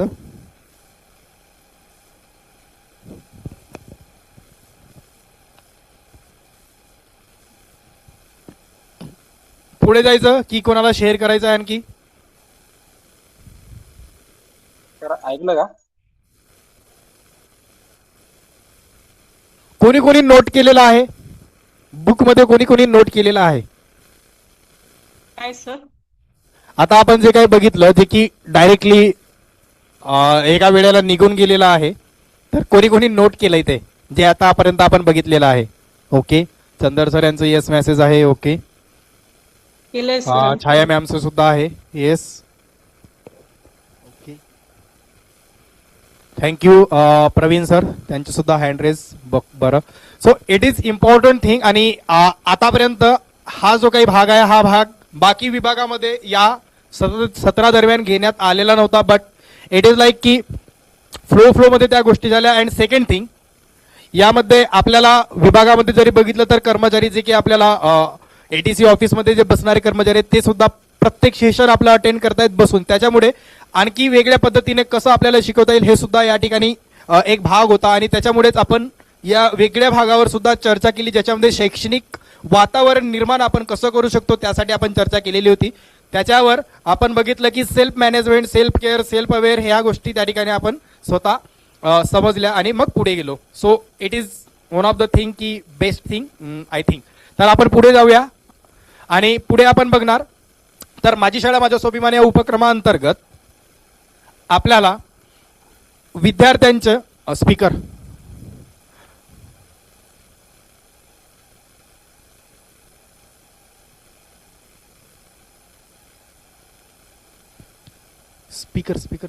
स्क्रीन स्पीकरची करा ना.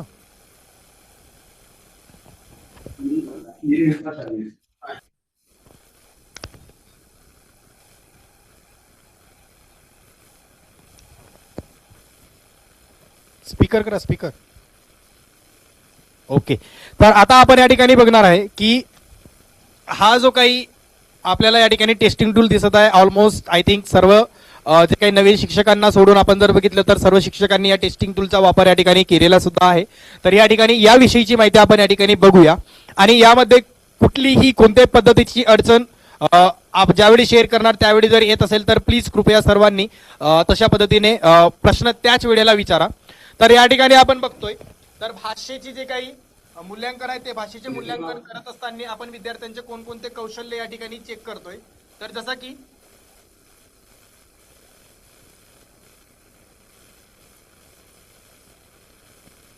साक्षरता आणि संख्याज्ञान आपण या ठिकाणी बघतोय. तर बोलताना माईक घ्या सर, आवाज नाहीत. साक्षरता आणि जो काही संख्याज्ञान आहे तर साक्षरता आणि संख्याज्ञान या ठिकाणी आपण बघतोय. तर त्यावेळी भाषा जे काही आहे भाषेमध्ये वाचन आहे, लेखन आहे आणि चित्र आकलन आहे. तर 1ली ते 4थी पर्यंत आपण फक्त वाचन आणि लेखन या भागावर जास्त भर देतो आणि 5वी ते 7वी पर्यंत या ठिकाणी आपण ज्यावेळी बघतो तर त्यावेळी वी एक्सपेक्ट की आपला हा जो काही विद्यार्थी आहे हा विद्यार्थी चित्राचं आकलन करून एखादं चित्र बघून त्या ठिकाणी त्याचे उत्तर सुद्धा देऊ शकतो. त्याच्यानंतर गणितामध्ये जर आपण बघितलं तर गणितामधील कौशल्य कोणते कोणते आहेत तर संख्याची ओळख आहे.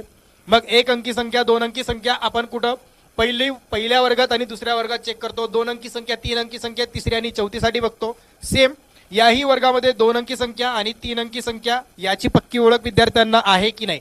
मग याच्यामध्ये काय काय येतो तर संख्येचं वाचन असेल, संख्या लेखन असेल, संख्येची ओळख आहे. तर त्या प्रत्येक गोष्टी आपल्या विद्यार्थ्याला या ठिकाणी समजायला पाहिजेत आणि माहिती असायला पाहिजे हे आपण या ठिकाणी लक्षात घेतो. संख्येची तुलना असेल, मग सर्वात मोठी संख्या, सर्वात लहान संख्या आणि संख्येचा चढता क्रम आणि उतरता क्रम आपण या ठिकाणी विद्यार्थ्यांना लावायला लावतो. त्याच्यानंतर आहे गणितीय क्रिया. गणितीय क्रियेमध्ये बेरीज, वजाबाकी, गुणाकार, भागाकार आणि शाब्दिक प्रश्न. तर शाब्दिक प्रश्नासाठी सुद्धा काही निकष आहेत आणि हे जे काही निकष आहेत हे निकष काय आहेत आपण या संपूर्ण भागामध्ये आता पुढे बघूया. इथपर्यंत सर्वांना क्लिअर आहे की आपण काय काय गोष्टी बघणार आहे. ज्यामध्ये असेसमेंटमध्ये भाषेच्या असेसमेंटमध्ये आपण काय काय गोष्टी बघणार आहे ते आपण त्या ठिकाणी बघितलं की वाचन, लेखन आणि चित्र आकलन. गणित असेल तर गणितामध्ये संख्याज्ञानाच्या नंतर गणितीय क्रिया आणि शाब्दिक उदाहरणं आणि लहान संख्या, मोठी संख्या आणि चढता क्रम, उतरता क्रम हे आपण या ठिकाणी चेक करणार. नाव ज्यावेळी आपण विद्यार्थ्यांसोबत असेसमेंट घेतो, मूल्यांकन घेत असताना वी नो की शैक्षणिक वातावरण निर्माण करणे गरजेचे आहे. आणि हा फक्त असेसमेंट घेतानाच नाही तर प्रत्येक वर्गामध्ये जाताना किंवा वर्गात शिकवत असताना त्यावेळी शैक्षणिक वातावरण निर्माण करणे गरजेचा असतो. तो आपण त्या ठिकाणी बघितला, त्यावर डिस्कशन सुद्धा केलं. नाव हा जो काही असेसमेंट टूल आपल्याला भेटतो तर सर्वात आधी याला या ठिकाणामधून अशी फोल्डिंग आपल्याला करायची आहे. ही फोल्डिंग झाल्याच्या नंतर मग मधातून सुद्धा एक फोल्डिंग आपल्याला करायची आहे. तर मधातून फोल्डिंग झाल्याच्या नंतर आपण विद्यार्थ्यांना विचारणार की वर दिलेला हा परिच्छेद तू वाचणार किंवा हा परिच्छेद वाचणार. म्हणजेच काय, तर आपण सुरुवात कुठून करतोय भाषेच्या असेसमेंटची. तर भाषेच्या आपण या ठिकाणी रूल लिहू शकतो. पहिला की मूल्यांकन घेत असताना, पहिला आहे मूल्यांकन घेत असताना सर्व वर्गामधील वातावरण निर्माण करणे किंवा वर्गामध्ये शैक्षणिक वातावरण निर्माण करणे पहिलं. दुसरं, भाषेच्या मूल्यांकन घेत असताना विद्यार्थ्यांसोबत भाषेच्या मूल्यांकन घेत असताना त्याची सुरुवात परिच्छेदापासून करावी. मग परिच्छेदामध्ये आपल्याकडे 2 परिच्छेद आहेत. तर त्यामध्ये आपण काय करणार, विद्यार्थ्यांना विचारणार की वरील परिच्छेद वाचणार की खाली दिलेला परिच्छेद वाचणार. त्या 2 परिच्छेदापैकी एक परिच्छेद विद्यार्थी जो म्हणेल तो परिच्छेद विद्यार्थ्याला आपण वाचायला देणार. ओके. मग 2 पैकी परिच्छेद ज्यावेळी आपण विद्यार्थ्याला वाचायला देतो त्यावेळी तिसरा रूल येईल. पहिला आपण आपलं होतं शैक्षणिक वातावरण निर्माण करणे, पहिला रूल होता. दुसरा आहे आपलं की आपण भाषेच्या असेसमेंट करत असताना विद्यार्थ्याला आपण परिच्छेदापासून सुरुवात करतो, त्याच्यामध्ये विचारतो पहिला वाचणार की खाली दिलेला परिच्छेद वाचणार तो. आफ्टर दॅट तिसरा रूल असेल, परिच्छेदामध्ये जर विद्यार्थ्याने 3 किंवा 3 पेक्षा कमी चुका जर केल्या तर त्या विद्यार्थ्याला वरच्या स्तरावर ब्रॅकेटमध्ये गोष्ट, तर त्या विद्यार्थ्याला पुन्हा एकदा परिच्छेदामध्ये जर विद्यार्थ्याने 3 किंवा 3 पेक्षा कमी चुका जर केलेल्या असतील तर त्या विद्यार्थ्याला वरच्या स्तरावर म्हणजेच गोष्ट या स्तरावर घेऊन जावे. दुसरा, किंवा परिच्छेदामध्ये जर विद्यार्थ्याने 3 पेक्षा जास्त, ब्रॅकेटमध्ये 4, 5, 6 किंवा त्याच्यापेक्षा जास्त, तर ब्रॅकेटमध्ये आपण लिहिलं की 3 पेक्षा जास्त चुका जर केल्या तर अशा विद्यार्थ्याला आपण शब्द या स्तरात म्हणजे खालच्या स्तरात म्हणजेच ब्रॅकेटमध्ये आपण लिहू शकतो की शब्द या स्तरावर घेऊन जाणे. हा क्लिअर आहे तिसरा रूल.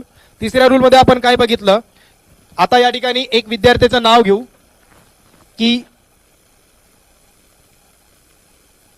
संजय आहे आणि हा जो काही संजय विद्यार्थी आहे, संजय या विद्यार्थ्यासोबत आपण वर्गामध्ये शैक्षणिक वातावरण निर्माण केल्याच्या नंतर काही विद्यार्थ्यांना काही कामे आपण दिली ज्याच्यामध्ये बेरीज वजाबाकी भागाकार गुणाकार सोडवायला असू शकतो, वाचन करायला असू शकते, काहीतरी आपण विद्यार्थ्यांना कामं दिली. त्याच्यातील संजयला आपण बोलवलंय. संजयला बोलवल्याच्या नंतर संजयला आपल्याकडे फोल्ड केलेला हा जो काही टेस्टिंग टूल आहे, हा टेस्टिंग टूल आपल्याजवळ आहे. तर आपण संजयला विचारलं की वरील दिलेला परिच्छेद वाचणार की खाली दिलेला परिच्छेद वाचणार. संजय म्हणतो की मला हा परिच्छेद वाचायचा आहे म्हणजे खाली दिलेला परिच्छेद वाचायचा आहे. संजयला परिच्छेद वाचत असताना संजयने या ठिकाणी 3 चुका केल्या.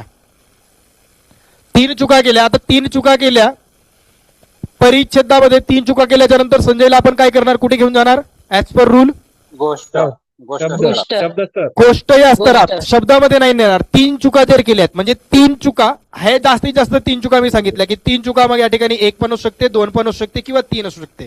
तर या ठिकाणी आपण काय केलं, संजयने 3 चुका केल्या हे आपण ग्राह्य धरतो किंवा एक्झाम्पल म्हणून घेतोय. तर यावेळी संजयला आपण काय करणार, परिच्छेदापासून गोष्ट या स्तरात घेऊन जाणार. ठीक आहे, गोष्ट या स्तरात घेऊन जाणार. आता आपण 4था रूल या ठिकाणी लिहिणार की जर विद्यार्थी गोष्ट स्तरात असेल आणि जर विद्यार्थी हा गोष्ट स्तरात मूल्यांकन काय म्हणू शकतो आपल्याला की गोष्ट स्तरामध्ये विद्यार्थ्याला ज्यावेळी वाचन करायला देतो, जर परिच्छेदामध्ये 3 चुका केल्या, 3 चुका केल्याच्या नंतर आपण काय केलं, संजयला परिच्छेद वाचायला दिला आणि परिच्छेद वाचायला दिल्याच्या नंतर तर 4था या ठिकाणी लिहिणार की जर विद्यार्थ्याने परिच्छेदामध्ये 3 किंवा 3 पेक्षा कमी चुका जर केल्या तर त्या विद्यार्थ्याची नोंद ही गोष्ट या स्तरावर करावी. पुन्हा एकदा, गोष्ट या स्तरामध्ये विद्यार्थ्याने जर 3 किंवा 3 पेक्षा कमी चुका जर केल्या तर त्या विद्यार्थ्याची नोंद ही गोष्ट स्तरावर करावी. ओके, गोष्ट स्तरावर करावी. आणि जर विद्यार्थ्याने 3 किंवा 3 पेक्षा जास्त 4, 5 किंवा 6 चुका जर केल्या असतील तर अशा विद्यार्थ्याची नोंद ही परिच्छेद स्तरावर केली जाईल. इथपर्यंत क्लिअर आहे का? ओके. हा, आता आपण एक्झाम्पल थ्रू बघूया एकदा.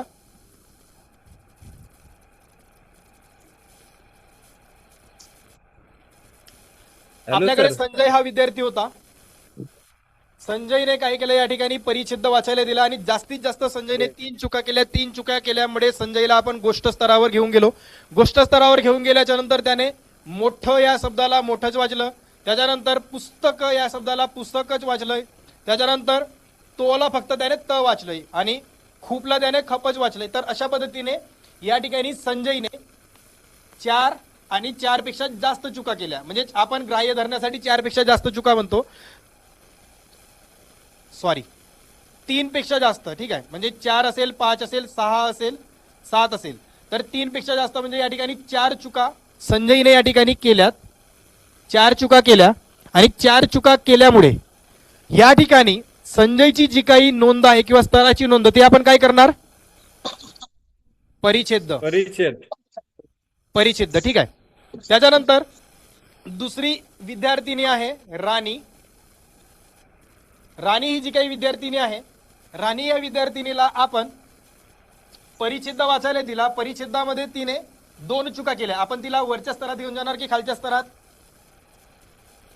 वरच्या स्तरावर. वरच्या स्तर. आता परिच्छेदापेक्षा वरचा स्तर म्हणजे काय? गोष्ट. बरोबर.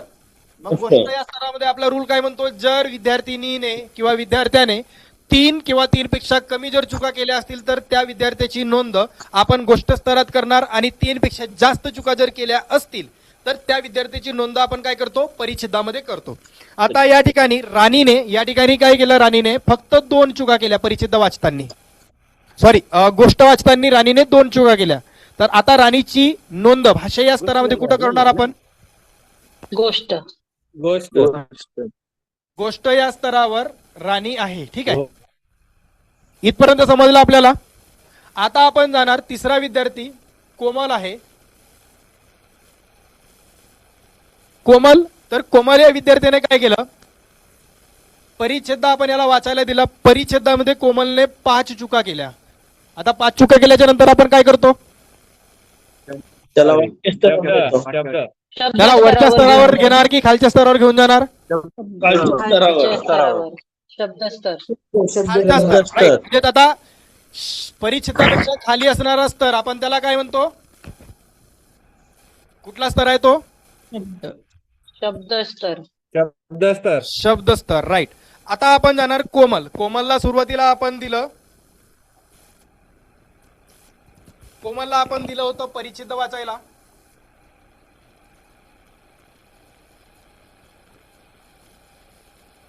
कोमलने परिच्छेदामध्ये 5 चुका केल्या. 5 चुका केल्यामुळे आपण याला काय केलं?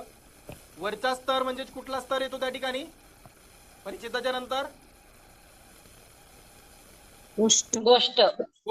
पण याने 5 चुका केल्या, याच्यामुळे आपण कोमलला काय केलं? खालच्या स्तरावर घेऊन आलो. खालच्या स्तर म्हणजे शब्द. ठीक आहे, शब्द स्तरावर आपण आणलंय. आता या ठिकाणी बघा, आपल्याला एकूण 5 आणि 3 8 टोटल 8 शब्द या ठिकाणी दिसत आहेत. 8 पैकी 5 आणि 5 पैकी 4 आपल्याला हा रूल या ठिकाणी वापरायचा आहे. आता या ठिकाणी नेक्स्ट रूल या ठिकाणी येईल की शब्द या स्तरामध्ये असलेला विद्यार्थी, त्या विद्यार्थ्याला सुरुवातीचे 5 शब्द 5 पैकी 4 योग्य शब्द जर त्या विद्यार्थ्याने वाचले तर त्या विद्यार्थ्याची नोंद शब्द या स्तरात करावी. आणि जर 4 पेक्षा कमी जर शब्द विद्यार्थ्याने त्या ठिकाणी बरोबर वाचले, मग 1 2 3 असतील तर 1 शब्द बरोबर वाचला किंवा 2 शब्द बरोबर वाचले किंवा 3 शब्द जर बरोबर वाचले तर त्या विद्यार्थ्याला खालच्या स्तरावर म्हणजे अक्षर या स्तरावर घेऊन जावे. क्लिअर आहे हा? जेव्हा आपण विद्यार्थ्याला शब्द या स्तरामध्ये आणतोय, परिच्छेदामध्ये आणलो, परिच्छेदामधून शब्द या स्तरावर आणतो, तर शब्द या स्तरामध्ये असेल विद्यार्थी तर यावेळी रूल काय म्हणतो? 8 5 आणि 7चा. तर 8 5 आणि 7च्या रूलमध्ये जर विद्यार्थी 8 दिलेल्या शब्दापैकी त्यामध्ये आपण 5च शब्द विद्यार्थ्याला वाचायला लावतो. आता 8 5 आणि 7च्या थोडक्यामध्ये समजून घ्या हा रूल काय असतो, अंडरस्टँडिंग थोडा. तर होऊ शकते की विद्यार्थ्याने हा बरोबर वाचला, हाय बरोबर वाचला, हा चुकीचा वाचला, हा चुकीचा वाचला, हा बरोबर वाचला, हा हाई आणि हा पण बरोबर वाचला. आता अशा वेळी विद्यार्थ्याने किती बरोबर वाचलेले आहेत? पूर्ण नाही वाचले. टोटल 8 आहेत. 8 पैकी 2 चुकीचे वाचले म्हणजे 6 बरोबर वाचले. बरोबर, 6 बरोबर वाचले. ओके. हा, आता 6 बरोबर या विद्यार्थ्याने वाचले आपला निकष काय म्हणतो? विद्यार्थ्याने 4 बरोबर वाचायला पाहिजे, बरोबर? ओके. मग आता आपला निकष म्हणतो की 4 बरोबर वाचायला पाहिजे, तर या विद्यार्थ्याची नोंद आपण कुठे करणार? पुढच्या स्तरावर. अक्षर वाक्य कुठे करणार? आपण अक्षरी स्तराची डिस्कशन आता करत नाही, फक्त आपण शब्द स्तरापर्यंत आहोत आता. अक्षर स्तरावर. वाक्य स्तरावर कशी करणार सर? आपल्याकडे वाक्य स्तर नाहीच ना, परिच्छेदामध्ये आपण बघतो ना ते. परिच्छेद स्तर. पुन्हा एकदा बघा, कन्फ्युज. अक्षर हा एक मिनिट अक्षर स्तर. हो सर, हो 1 मिनिट. माझं प्रश्न एकदा बघा, मी काय म्हणतोय. आपण अक्षर स्तरावर गेलोच नाही, ठीक आहे. अक्षर स्तरावर जाऊ, त्यावेळी आपण अक्षर स्तराविषयीची डिस्कशन करू. आता फक्त शब्द स्तरावर लक्षात द्या. आणि शब्द स्तरावर आपण केव्हा येतो? शब्द स्तरावर आपण ज्यावेळी विद्यार्थ्याने 3 किंवा 3 पेक्षा जास्त जर चुका जर परिच्छेदामध्ये जर केल्या असतील, म्हणजे 4, 5, 6 3 पेक्षा जास्त चुका जर परिच्छेदात केल्या, तेव्हाच आपण विद्यार्थ्याला शब्द या स्तरावर घेऊन येतो. हा निकष आपल्याला माहिती असणे गरजेचं आहे. आणि कोमल हा जो काही विद्यार्थी आहे, या विद्यार्थ्याने काय केलं? परिच्छेदामध्ये 5 चुका केल्या, म्हणजेच 3 पेक्षा जास्त चुका केल्या. आता 3 पेक्षा जास्त चुका केल्या, त्याच्यामुळे आपण काय केलं? त्याला शब्द या स्तरात घेऊन आलो. शब्द या स्तरातील रूल काय म्हणतो? तर आपल्याकडे टोटल 8 शब्द आहेत, 8 पैकी 5 शब्द आणि त्या 5 पैकी 4 बरोबर वाचायला पाहिजेत.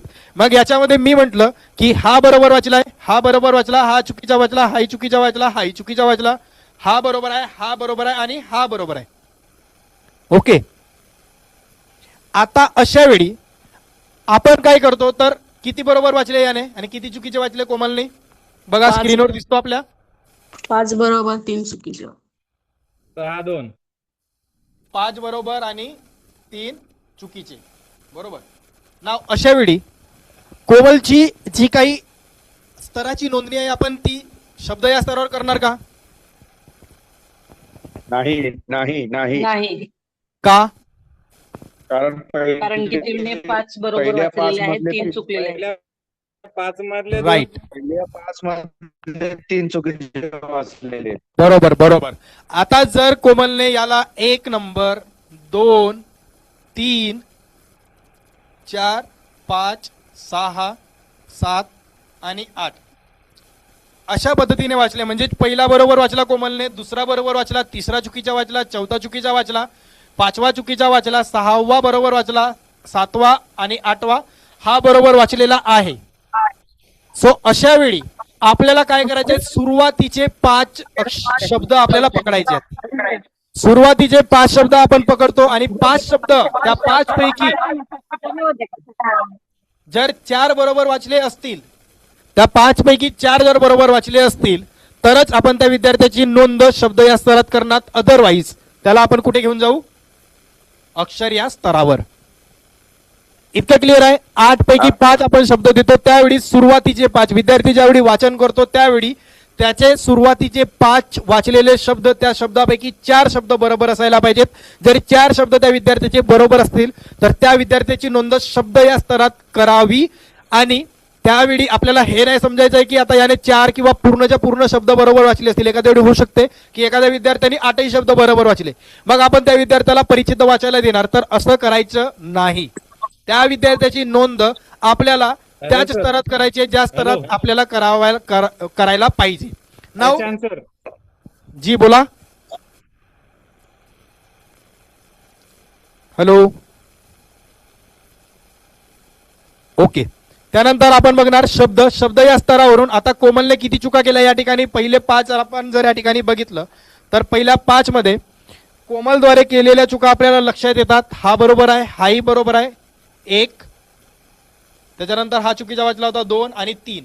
म्हणजे या ठिकाणी फक्त 2च बरोबर वाचले आणि 2च बरोबर वाचल्यामुळे कोमलला आपण काय करणार या ठिकाणी? आता शब्द या स्तरावरून स्तरावर घेऊन येणार. ठीक है? हेलो प्रशांत, हाँ बोलिए।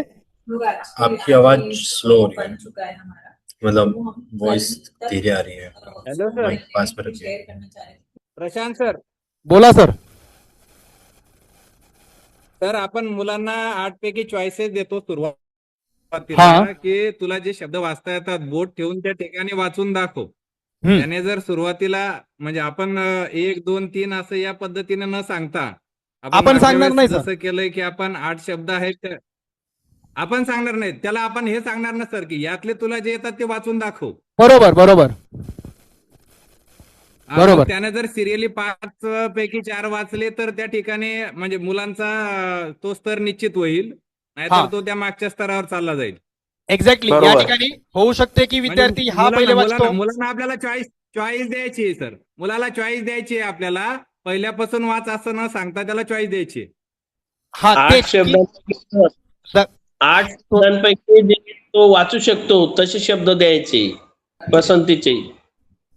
नाही, त्या विद्यार्थ्याला तुम्हाला हे 8ही शब्द दाखवा. असतील. 8ही शब्दांपैकी तो विद्यार्थी कदाचित होऊ शकतो हा पहिला वाचतो, हा दुसरा वाचतोय, मग हा तिसरा वाचतो, याला चौथा करतोय, याला 5वा, 6वा, 7वा आणि 8वा अशा पद्धतीने जर वाचत असेल तर याला तुम्हाला ग्राह्य धरावं लागेल. पहिला, दुसरा, तिसरा, चौथा आणि 5वा, आणि या 5 पैकी जर त्याने 4 बरोबर वाचले तरच त्या विद्यार्थ्याची नोंद या शब्दात होईल, अदरवाईज त्याला खालच्या स्तरात घेऊन जाणार. इतकं समजत आहे ना सर? हेच ना Siddharth sir? Yes. Yes, sir yes, त्याला हा. चॉईस द्यायची आहे मुलांना. चॉईस द्यायची. आपल्याकडे 8 शब्द आहेत, विद्यार्थी कुठल्याही पद्धतीने वाचू शकतो. त्याला आता जसं सांगितलं कोणत्या? 1, हा. 2, 3 इकडे तिकडे, पण आपण ज्यावेळी असेसमेंट घेणार किंवा मूल्यांकन घेणार त्यावेळी आपल्याला सुरुवातीचे 5 विद्यार्थ्यांनी वाचलेले शब्द घ्यायचे आहेत. त्याच्यात 4 बरोबर वाचले तर नोंद शब्दामध्ये, बरोबर, सर. जर चुकीचे वाचले, आता आपला कोमल आहे, कोमलने 2च बरोबर वाचले, त्यामुळे कोमलला आपण अक्षर या स्तरात घेऊन आलो. आता अक्षर या स्तरामध्ये सेम रूल लागू होतो, आणि सेम रूल लागू होतो म्हणजे हाच की एकूण 8 अक्षर आहेत, 8 पैकी 5 कोमलला सुरुवातीच्या 5 पैकी 4 बरोबर वाचायला पाहिजेत, आणि कोमलने या ठिकाणी 4ही बरोबर वाचले. त्याच्यामुळे कोमलची जी काही नोंद आहे ती आपण अक्षर या स्तरात करणार. ओके, मग त्याच्यानंतर अशाच पद्धतीने आपण पूर्ण विद्यार्थ्यांची करणार. आता मला सांगा, आपल्यापैकी कोणीही शेअर करू शकतो प्रारंभिक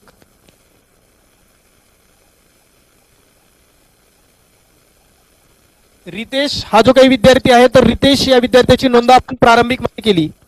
तर ती प्रारंभिक मध्ये नोंद आपण कशी केली, सुरुवातीपासून प्रोसेस कोण सांगेल? एक मी रितेश विषयी सांगतो. जसं की सुरुवातीला रितेश या विद्यार्थ्याला भाषेचं मूल्यांकन करत असताना रितेश या विद्यार्थ्याला आपण परिच्छेद वाचायला दिला. परिच्छेद वाचायला दिल्याच्या नंतर रितेशने त्या ठिकाणी 3 पेक्षा जास्त चुका केल्या. त्याच्यामुळे रितेशला आपण शब्द वाचायला दिलेले होते, आणि एकूण 5 शब्दापैकी रितेशने 2च शब्द त्या ठिकाणी बरोबर वाचले. त्याच्यामुळे रितेशला पुन्हा खालच्या स्तरात घेऊन आलो. खालच्या स्तर म्हणजे अक्षर या स्तरामध्ये. अक्षर या स्तरामध्ये सुद्धा रितेशने सुरुवातीच्या 5 पैकी फक्त 3च बरोबर अक्षरं ओळखली, आणि 3च अक्षरं बरोबर ओळखल्यामुळे रितेश या विद्यार्थ्याची नोंद ही प्रारंभिक मध्ये केली. Okay, okay. आता मला आपल्यापैकी एखाद्या शिक्षकांनी समजावून सांगा की कोमल हा आहे, पुन्हा एकदा कोमलच घेऊ, तर कोमल या विद्यार्थ्याची नोंद आपण प्रारंभिक मध्ये केली. प्लीज सांगा, कोण सांगेल व्हॉलेंटिअरली? Hello sir. जी जी अक्षर बोला. प्रारंभिक स्तर म्हणजे अक्षर स्तरावरच. नाही, नाही, अक्षर स्तरावर केव्हा येईल? जेव्हा तो 4 अक्षरे बरोबर ओळखेल तेव्हा. बरोबर प्रारंभिक म्हणजे अक्षर नाही. बरोबर सर, बरोबर. कोण सांगेल? सांगा की कोमल हा जो काही आहे हा प्रारंभिक स्तरात आहे. जस्टिफाय कोण करेल? सांगू? त्याने अक्षरामधील 4 पेक्षा कमी शब्द वाचलेले आहेत, त्यामुळे तो प्रारंभिक स्तरावर आहे की त्याला मुळाक्षराची नाही नाही, मी असं सांगितलंच नाही. मी ज्या पद्धतीने सांगितलं रूल वाईज हा. तसं सांगा. हा, सुरुवातीला सर आपण त्याला 2 परिच्छेद दाखवायचे आहेत, त्यापैकी त्याला चॉईस द्यायची आहे. राईट. आणि त्यानंतर त्याने समजा त्या ठिकाणी 3 पेक्षा कमी चुका केलेल्या असतील तर त्याला आपण पुढे घेऊन जाणार, किंवा 4 किंवा 4 पेक्षा जास्त चुका झाल्या असतील तर त्याला शब्दस्तरावर आणणार. आपण शब्दस्तरावर आणल्यानंतर 8 शब्द त्याला आपण दाखवणार, यापैकी त्याला चॉईस देणार जे शब्द त्याला वाचता येतील. त्यापैकी सिरियली त्याने 5 पैकी 4 शब्द जर बरोबर वाचले तर तो शब्दस्तरावर असेल. 4 पेक्षा जास्त चुका त्याने जर केल्या असतील तर त्याला आपण अक्षर स्तरावर आणू. अक्षर स्तरावर सुद्धा त्याने जर 3 शब्द किंवा 3 पेक्षा कमी शब्द बरोबर वाचले असतील तर आपण त्याला प्रारंभिक वर आणू. 4 4 शब्द. शब्द 4 बरोबर वाचायला पाहिजेत, आणि अक्षरे बरोबर वाचायला पाहिजेत 4. ओके, सिवा ही जी काही आहे ही विद्यार्थिनी गोष्ट या स्तरावर आहे. कसं? परीक्षेवरून आपण सांगू? चार हॅलो. पेक्षा कमी चुका केलेल्या आहेत, त्यामुळे तिला गोष्ट स्तरावर आपण वाचायला दिलं आणि गोष्टीमध्ये सुद्धा तिने 4 पेक्षा कमी चुका केलेल्या आहेत. सर सर सर 4 नाही 3 पेक्षा कमी. 3 पेक्षा कमी. हो. आणखी कोण सांगेल?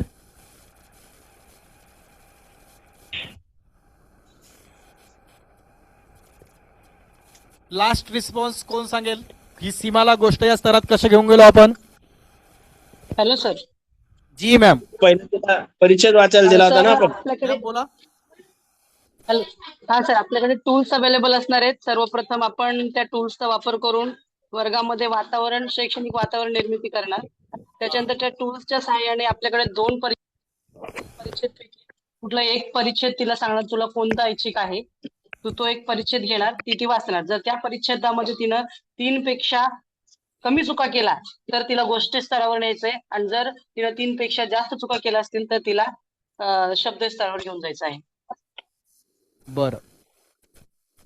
तर सीमाला आपण काय दिलं? सुरुवातीला परिच्छेद वाचायला दिला. सीमाने 3 पेक्षा कमी चुका केल्या, मग त्या ठिकाणी 1 असू शकते, 1ही नाही, किंवा 2 किंवा 3 ते जास्त. तर सीमाने त्या ठिकाणी 3 पेक्षा कमी चुका केल्या, आणि 3 पेक्षा कमी चुका केल्यामुळे त्या ठिकाणी आपण काय करतो? सीमाला पुढच्या स्तरात घेऊन गेलो. पुढचा स्तर म्हणजे गोष्ट, आणि गोष्ट या स्तरामध्ये सुद्धा सीमाने 2 चुका केल्या, आणि 2 चुका केल्यामुळे सीमाचा जो काही स्तर आहे तो स्तर आहे गोष्ट. अशा पद्धतीने आपल्याला भाषेचं असेसमेंट घ्यायचं आहे. इथपर्यंत क्लिअर सर्वांना? Hello sir. जी सर, मला थोडं विचारायचं होतं की आता गेल्या वर्षी माझ्याकडेच विद्यार्थी होते समजा, आणि मी परत त्यांची बेसलाईन आणि एंडलाईन दोन्ही असेसमेंट घेतल्या. आता यावेळेस बेसलाईन जी घेत आहे, तर त्या ठिकाणी मला माहित आहे हा मुलगा गोष्ट वाचतोय, जी, आणि मी जर त्याला परिच्छेद न देता समजा डायरेक्ट गोष्ट वाचायला दिली तर ते सोयीचं होणार नाही का? माझा वेळ वाचेल, आणि मुलालाही माहिती आहे की म्हणजे मला माहिती आहे की त्या मुलाला गोष्ट वाचता येते. नाही सर, तरी पण आपल्याला Direct प्रोसेस त्याला वाईज गोष्ट जावं नाही लागेल. का नेऊ शकत? प्रोसेस तशीच फॉलो करावी लागेल सर आपल्याला. मी आपल्याला तसं प्रोत्साहित करणार नाही. एखाद्या वेळी होऊ शकते की तुम्हाला कदाचित वाटू शकते की एखादा विद्यार्थी घाई गडबडीमध्ये शब्द बरोबर 8 वाचलेत, 8ही शब्द बरोबर वाचलेत, आणि तुम्हाला वाटते की हा विद्यार्थी, आता मॅन्युअली आपण ज्यावेळी बघतो ना, तर मॅन्युअली म्हणजे काय, तर आपण स्वतः त्या ठिकाणी असेसमेंट घेतो त्यावेळी, आणि हा जर निपुण ॲप असता तर त्याचा वेगळा होतो. तर यामध्ये आपल्याला जर वाटत असेल की हा विद्यार्थी त्या स्तराचा आहे, पण असं नाही की आपण डायरेक्ट त्या स्तरावर घेऊन जाणार. कदाचित होऊ शकते की परिच्छेद एखाद्या वेळी त्याने चुकीचा वाचला, किंवा परिच्छेदामध्ये 4 चुका केल्या, आणि त्याच्यामुळे आपण त्या विद्यार्थ्याला शब्द स्तरात आणलं, पण त्याने शब्द पूर्णच्या पूर्ण बरोबर वाचले. तर अशा वेळी आपण थोडा विचार करू शकतो की या विद्यार्थ्याला एक वेळा परिच्छेद वाचायला द्यायचा का. हा आपला डिसिजन असेल, पण प्रत्येक विद्यार्थ्यासोबत आपण असं करणार नाही. कदाचित आपण जर कॉन्फिडंट असेल अशा विद्यार्थ्यावर की हा पुढे आणखी एकदा परिच्छेद वाचू शकतो. आता या ठिकाणी आपण प्रोसेस वाईज का जातोय? कारण आपल्याला विद्यार्थ्यांचे जे काही असेसमेंट आहे, हे असेसमेंट किंवा स्तर आहे, हे आपल्याला चुकीचं निवडायचं नाही. कारण त्याच पद्धतीने तो विद्यार्थी काही दिवसांपर्यंत त्या गटात बसेल.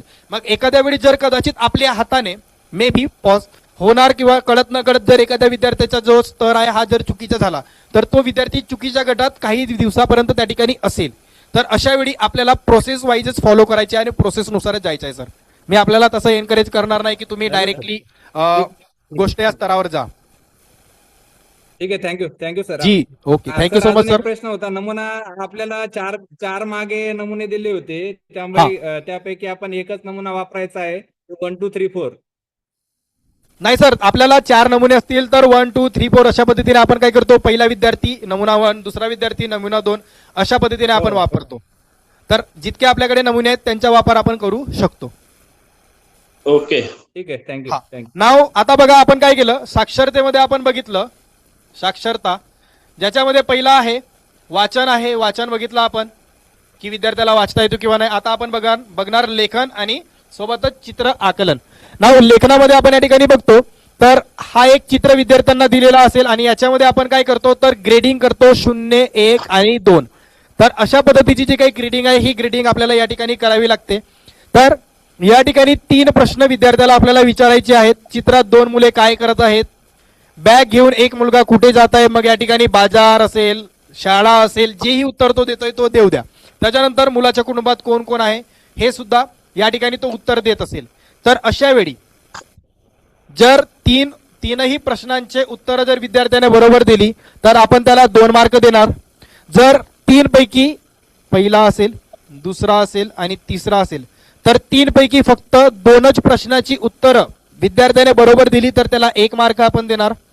जर विद्यार्थ्याने पहिला प्रश्नही चुकीचा लिहिला ठीक आहे, लिहिणे म्हणजे 3 ठिकाणी 3 शब्द विद्यार्थ्याला लिहायला पाहिजेत. पहिलाही शब्द चुकीचा लिहिला, दुसराही शब्द चुकीचा लिहिला तर आणि तिसराही शब्द जर चुकीचा लिहिला तरीही विद्यार्थ्याला आपण 1 मार्क देणार. आणि जर विद्यार्थ्याने या ठिकाणी काहीच लिहिलं नाही तर आपण त्या विद्यार्थ्याला 0 देणार. हे क्लिअर आहे सर्वांना? म्हणजे 3 पैकी 3ही जर बरोबर असतील तेव्हा विद्यार्थ्याला 2, 3 पैकी 2 बरोबर असतील 1 मार्क, 3 पैकी 1 बरोबर असेल 1 मार्क, 3 पैकी एकही बरोबर नसेल शब्द, लिहिलेला शब्द एकही बरोबर नसेल तर त्याला 1 मार्क आणि काहीच लिहिलं नसेल तर 0. क्लिअर? ओके. हा क्लिअर झाला सर्वांना? पुन्हा एकदा सांगू की पुढे जायचं? सांगा सर पुन्हा. हा, आपल्याकडे 3 प्रश्न आहेत आणि 3 प्रश्नांसाठी आपण काय करतो, ग्रेडिंग करतो 0, 1 आणि 2. तर या ठिकाणी आपल्याकडे 3 प्रश्न आहेत. विद्यार्थी काय बोलतोय या ठिकाणी आपण बघत नाही तर या ठिकाणी विद्यार्थ्याच्या लेखनाची ही एक चाचणी आपण या ठिकाणी घेतोय. आता या ठिकाणी बघा चित्रात 2 मुले काय करत आहेत, खेळत आहेत, चेंडू खेळत आहेत. अशा पद्धतीने एखादा विद्यार्थी उत्तर करेल. मग त्याच्यात आहे चेंडू खेळत आहेत तर यापैकी आहेत हा शब्द लिहू शकतो, चेंडू हा शब्द लिहू शकतो. कुठलाही एक शब्द विद्यार्थ्याला त्याच्या वाक्यातला लिहायचा आहे या ठिकाणी. त्याच्यानंतर बॅग घेऊन एक मुलगा कुठे जात आहे, शाळेत जात आहे, बाजारात जात आहे, फिरायला जात आहे. त्यापैकी एक शब्द जो पण तो विद्यार्थी सांगेल त्याच्यातील एक शब्द त्याला या ठिकाणी लिहायचा आहे. मुलाच्या कुटुंबात कोण आहे, बाबा असेल, दादा असेल, मामा असेल, आई बाबा हे असतील तर त्यापैकी एक शब्द त्याला लिहिता यायला पाहिजे. ओके. आता या ठिकाणी जर विद्यार्थ्याने 3ही प्रश्नांची उत्तरं बरोबर लिहिली तर विद्यार्थ्याला आपण 2 मार्क देणार.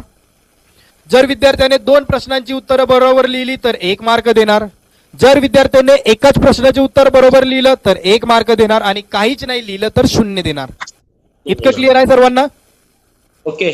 नाव आता या ठिकाणी जर विद्यार्थ्याला या भागामध्ये म्हणजे लिहिण्याच्या भागामध्ये जर विद्यार्थ्याने 3ही प्रश्नांची उत्तरे बरोबर लिहिली म्हणजे 2 जर विद्यार्थ्याला मार्क भेटत असतील तरच त्या विद्यार्थ्याला आपण पुढच्या भागाकडे घेऊन जाणार म्हणजे हा भाग दाखवणार.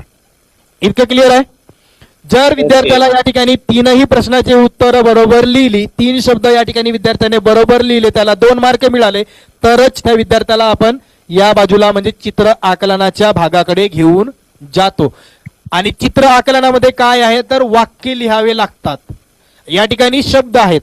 जर 3ही शब्द जर विद्यार्थ्याने बरोबर लिहिले तरच एखादा विद्यार्थी आपण ग्राह्य धरतो की हा विद्यार्थी पुढे जाऊन वाक्य लिहू शकतो. त्याच्यामुळे निकष हा आहे की या विद्यार्थ्याला या ठिकाणी 2 मार्क भेटायला पाहिजेत तरच हा विद्यार्थी या ठिकाणी पुढे जाऊन वाक्य लिहिण्याच्या कृतीमध्ये म्हणजे चित्र आकलनाच्या कृतीमध्ये तो वाक्य लिहू शकतो. इतकं क्लिअर आहे की हा पार्ट आपण विद्यार्थ्याला केव्हा वाचायला देतो? क्लिअर? जर विद्यार्थ्याला 2 मार्क या भागात भेटत असतील तेव्हाच आपण या भागात जातो. मग याच्यामध्ये सुद्धा सेम, जर विद्यार्थ्याने 2ही प्रश्नाचे उत्तर बरोबर लिहिली तर 2 मार्क. जर एकाच प्रश्नाचे उत्तर बरोबर लिहिलं म्हणजे एक वाक्य जर बरोबर लिहिलं तर 1 मार्क, 2ही चुकीचे लिहिले तरीही 1 मार्क, काहीच केलं नाही तर 0. 0 मार्क. Okay okay. ओके. पुढे जाऊया.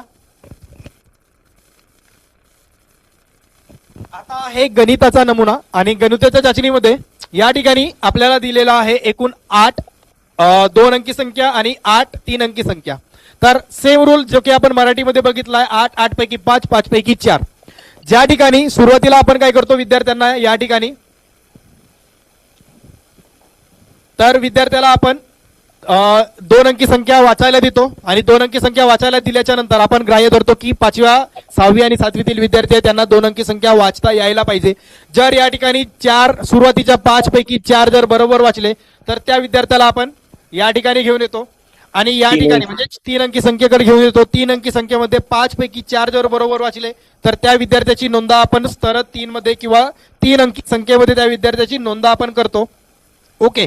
जर या ठिकाणी त्याने 4 पेक्षा कमी म्हणजे 1 बरोबर वाचला, 2 बरोबर वाचला, 3 बरोबर वाचला किंवा काहीच बरोबर नाही वाचले आणि हा विद्यार्थी या ठिकाणी बरोबर वाचत आहेत तर या विद्यार्थ्याची नोंद आपण कुठं करतो या भागामध्ये करतो. हो 2 अंकीमध्ये. हा 2 अंकीमध्ये. आणि जर कदाचित 2 अंकीमध्ये जर विद्यार्थ्याने या ठिकाणी वाचलं नाही तर मग त्या विद्यार्थ्याची नोंद आपण प्रारंभिक मध्ये करणार. Okay okay. क्लिअर आहे इथपर्यंत. जर हो. 4 बरोबर वाचले तर पुढच्या स्तरात जाईल, पुढच्या स्तरामध्ये 4 बरोबर वाचले तर ठीक, त्याची नोंद त्या ठिकाणी. जर 4 3 अंकी संख्या बरोबर वाचले नाही त्या विद्यार्थ्याने तर मग त्याची नोंद आपण 2 अंकी संख्येतच करणार. दुसरा एखादा विद्यार्थी कोमल आहे, कोमलने 2 अंकी संख्या वाचायला दिल्या, त्यापैकी त्याने फक्त 5 पैकी एकच बरोबर वाचली तर त्याची नोंद प्रारंभिक मध्ये होईल. राणी ही जी काही विद्यार्थिनी आहे, राणीला 2 अंकी संख्या वाचायला दिली, राणीने 2 अंकी संख्या वाचत असताना 5 संख्या बरोबर वाचल्या. 5 संख्या बरोबर वाचल्यामुळे राणीला आपण काय केलं, 3 अंकी संख्या वाचायला दिला. 3 अंकी संख्येमध्ये राणीने 6 3 अंकी संख्या बरोबर वाचल्या, त्याच्यामुळे राणीचा जो काही गणितातील स्तर आहे संख्या ओळखीचा तो आहे 3 अंकी संख्या. क्लिअर. ओके. नाव आता आपण पुढे जाणार आणि याच्यामध्ये आहे कोणती लहान संख्या कोणती मोठी संख्या. तर याच्यामध्ये हे जे काही उदाहरणं दिसतात या उदाहरणामध्येच एक लहान संख्या एक मोठी संख्या दिलेली आहे. आता आपल्याला टोटल या ठिकाणी 1 2 3 आणि 4 असे 4 आपल्याला प्रश्न या ठिकाणी दिसतात. तर या 4 पैकी 3 विद्यार्थ्याने बरोबर ओळखायला पाहिजे. जर बरोबर ओळखले तर त्या विद्यार्थ्याला 2 मार्क देणार. 3 पैकी 2च बरोबर ओळखले तर 1 मार्क जाईल. 3 पैकी एकच बरोबर ओळखला तरीही 1 मार्क जाईल आणि 3 पैकी काहीच नाही केलं तर 0. क्लिअर आहे सर्वांना. ओके. बाकीच्यांना क्लिअर आहे का की स्पीड होतोय. Yes sir. ओके. त्यानंतर चढता क्रम उतरता क्रम सेम आहे. जर चढता क्रम उतरता क्रम बरोबर लावला तर 2 मार्क. जर चुकीचा सोडवला तर 1 मार्क. काहीच नाही केलं तर 1 मार्क. 0 मार्क. 0 मार्क. 0. ओके.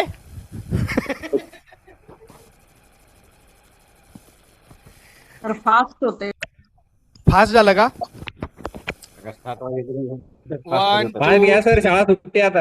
हा त्याच्यामुळेच बघा या ठिकाणी आपल्याला 4 प्रश्न दिसत आहेत. 4 पैकी आपण काय करतो या ठिकाणी तर 4 पैकी 3 प्रश्न विद्यार्थ्याला या ठिकाणी आपल्याला द्यायचे आहेत आणि 3ही याच्यामध्ये विद्यार्थ्याला मोठी संख्या लहान संख्या ओळखायची आहे. आणि विद्यार्थ्याने जर 3ही प्रश्न जर बरोबर सोडवले किंवा याचं उत्तर जर सांगितलं की 21 किंवा 12 याच्यातून लहान कोण आहे तर विद्यार्थी सांगतो 12.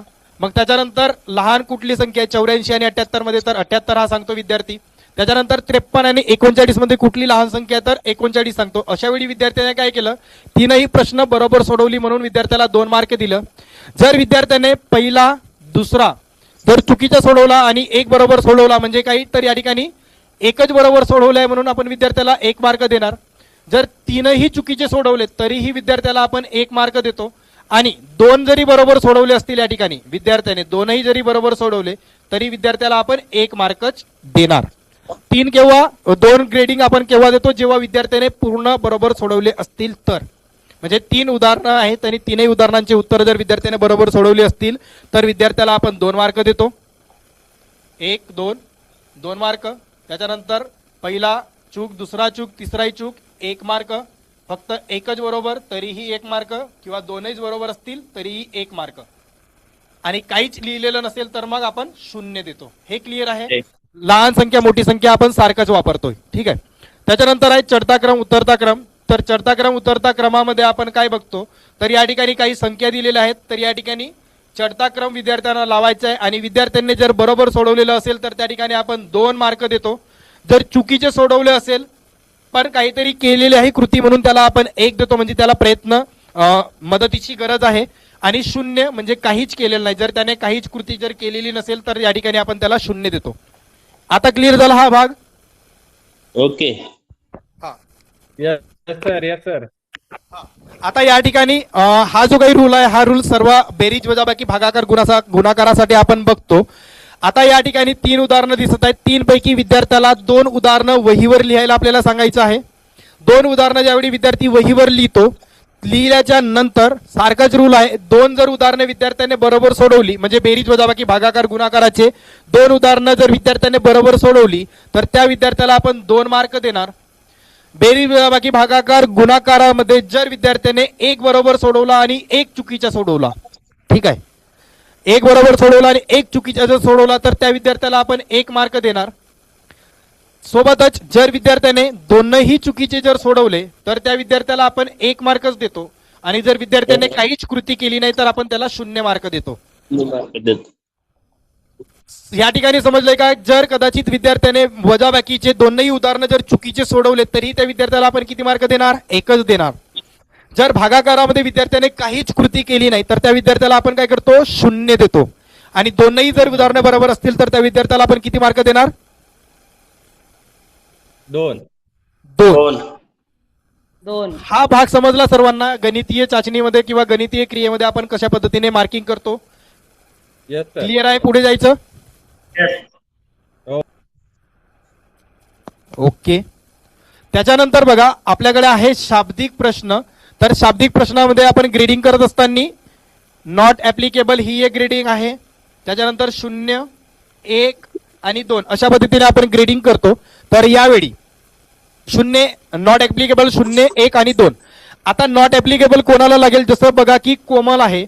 कोमल या विद्यार्थ्याला आपण काय केलं? गणितीय क्रिया सोडवायला दिलं आणि गणितीय क्रिया ज्याच्यामध्ये बेरजीचा जो काही उदाहरण होता, या बेरजीच्या उदाहरणामध्ये कोमलला जी काही ग्रेडिंग आहे ती ग्रेडिंग मिळाली 2. त्याच्यानंतर राणी आहे. तर राणी या विद्यार्थिनीला बेरजीच्या उदाहरणामध्ये ग्रेडिंग मिळाली 0. त्याच्यानंतर रमेश हा एक विद्यार्थी आहे आणि रमेश या विद्यार्थ्याला बेरजेमध्ये मिळाला 1. ओके. तर आता या ठिकाणी बेरजेच्या शाब्दिक उदाहरण सोडवण्यासाठी या ठिकाणी कोण ऍप्लिकेबल असेल, म्हणजे कोण सोडवू शकते किंवा आपण कोणत्या विद्यार्थ्याला हा उदाहरण सोडवायला देणार?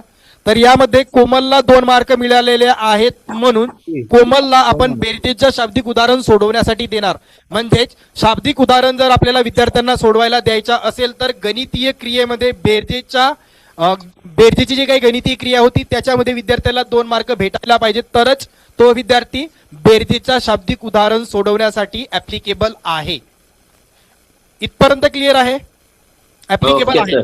आता बघा की कोमलने जर हा उदाहरण सोडवत असताना काहीच कृती केली नाही, कोमल ऍप्लिकेबल आहे. कोमल ऍप्लिकेबल का आहे? कारण कोमलला गणितीय क्रियेमध्ये बेरजेमध्ये त्याला 2 मार्क मिळाले म्हणून कोमल हा ऍप्लिकेबल आहे. मग त्याच्यामध्ये 0 जे काही आहे तर 0 आपण केव्हा देणार? जेव्हा कोमल काहीच कृती करणार नाही तर 0 देणार. जर कोमलने सोडवण्याचा प्रयत्न केला पण उत्तर चुकीचे निघाले किंवा प्रयत्न तरी केला, काहीतरी लिहिलं, तर त्याला 1 मार्क आपण देणार. आणि त्याच्यानंतर जर कोमलने उदाहरण जर बरोबर सोडवलेलं असेल तर कोमलला 2 मार्क आपण या शाब्दिक उदाहरणात देणार. आता राणी ही जी काही आहे, राणीला बेरजेच्या गणितीय क्रियेमध्ये किती मार्क मिळाले? 0 मिळाला. आणि 0 मिळाल्यामुळे राणीसाठी आपण ज्यावेळी शाब्दिक उदाहरण बघतो बेरजेच्या तर तिच्या कॉलम मध्ये आपण काय लिहिणार? नॉट ऍप्लिकेबल, म्हणजे एने हा ऑप्शन लिहिणार. कारण का? तर शाब्दिक उदाहरण बेरजेच्या सोडवण्यासाठी राणीला 2 मार्क मिळवायचे होते गणितीय क्रियेमध्ये, पण राणीने मिळवले नाही. त्याच्यामुळे राणी हा उदाहरण सोडवण्यासाठी ऍप्लिकेबल नाही, त्याच्यामुळे आपण नॉट ऍप्लिकेबल वापरलं. रमेशचा पण तेच आहे. रमेशला या ठिकाणी 1 मार्क मिळाला. त्याच्यामुळे बेरजेचा जो काही कॉलम असेल रमेशच्या पुढे शाब्दिक उदाहरणाच्या बेरजेचा, तर त्याच्या पुढे आपण काय लिहिणार? Not applicable. म्हणजे रमेशला बेरजेमध्ये 1 मार्क मिळाला, त्याच्यामुळे रमेश हा सोडवण्यासाठी ऍप्लिकेबल नाही. इतकं क्लिअर आहे? सेम वजाबाकीच्या जर गणितीय क्रियेचा जो काही उदाहरण आहे तो उदाहरण जर विद्यार्थ्याला 2 मार्क मिळालेले असतील, ग्रेडिंग जर 2 असेल, म्हणजे दोनही वजाबाकीचे उदाहरण जर विद्यार्थ्याने बरोबर सोडवलेले असतील त्याच विद्यार्थ्याला वजाबाकीच्या शाब्दिक उदाहरण आपण सोडवायला देणार. आणि जो विद्यार्थी ज्याला गणितीय क्रिया वजाबाकीची गणितीय क्रिया त्याच्यामध्ये 0 किंवा 1 मार्क मिळालेला असेल या विद्यार्थ्याच्या कॉलमच्या पुढे आपण नॉट ऍप्लिकेबल लिहिणार. आणि ज्या विद्यार्थ्याच्या पुढे आपल्याला 2 दिसत आहे गणितीय क्रियेच्या वजाबाकीमध्ये, तर अशा विद्यार्थ्यासाठी आपण 0, 1 आणि 2 ही ग्रेडिंग वापरणार. इथपर्यंत क्लिअर आहे? हे क्लिअर झालं का की आपण शाब्दिक उदाहरण केव्हा सोडवायला देतो? तर गणितीय क्रियेमध्ये बेरजेच्या शाब्दिक उदाहरण जेव्हा गणितीय क्रियेमध्ये बेरजेमध्ये जर विद्यार्थ्याला 2 मार्क मिळालेले असतील तरच तो विद्यार्थी बेरजेच्या शाब्दिक उदाहरण सोडवण्यासाठी ऍप्लिकेबल आहे. वजाबाकीचे सुद्धा सेम. वजाबाकीमध्ये सुद्धा जर दोन ग्रेडिंग जर त्या विद्यार्थ्याला मिळालेली असेल तरच तो विद्यार्थी वजाबाकीच्या शब्दात उदाहरण सोडवण्यासाठी त्या ठिकाणी ऍप्लिकेबल आहे. तर अशा पद्धतीने आपल्याला संपूर्ण ही जी काही असेसमेंट आहे ही असेसमेंट आपल्या विद्यार्थ्यांची आपल्या आश्रमशाळेमध्ये आपल्याला घ्यायची आहे. अशा पद्धतीचा आपल्याला एक रेकॉर्डिंग शीट सुद्धा त्या ठिकाणी आपल्याला दिली जाईल. कॅचअप कोर्स आपल्या प्रत्येकांना माहिती आहे. आता रेकॉर्डिंग शीट्स मध्ये आपल्याला आपल्या विद्यार्थ्यांची स्तर निश्चिती करायची आहे आणि त्याला आपल्याला गुगल फॉर्मच्या आधारे ते आपल्याला सबमिट सुद्धा करायची आहे. तर अशा पद्धतीने एकंदरीत आजच्या या सत्रामध्ये आपण बघितलं की माझी शाळा माझ्या स्वाभिमान या उपक्रमाअंतर्गत विद्यार्थ्यांचं आपण मूल्यांकन घेतो.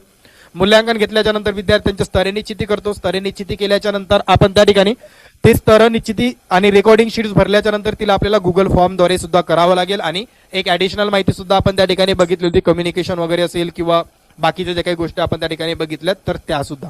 तर एकंदरीत आज या ठिकाणी अशा पद्धतीचा एक सत्र ऑर्गनाईज केलेला होता.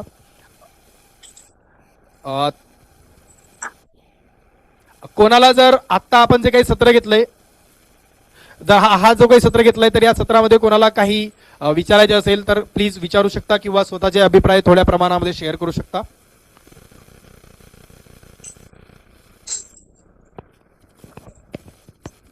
आजचं प्रशिक्षण फार उत्कृष्ट झालं सर.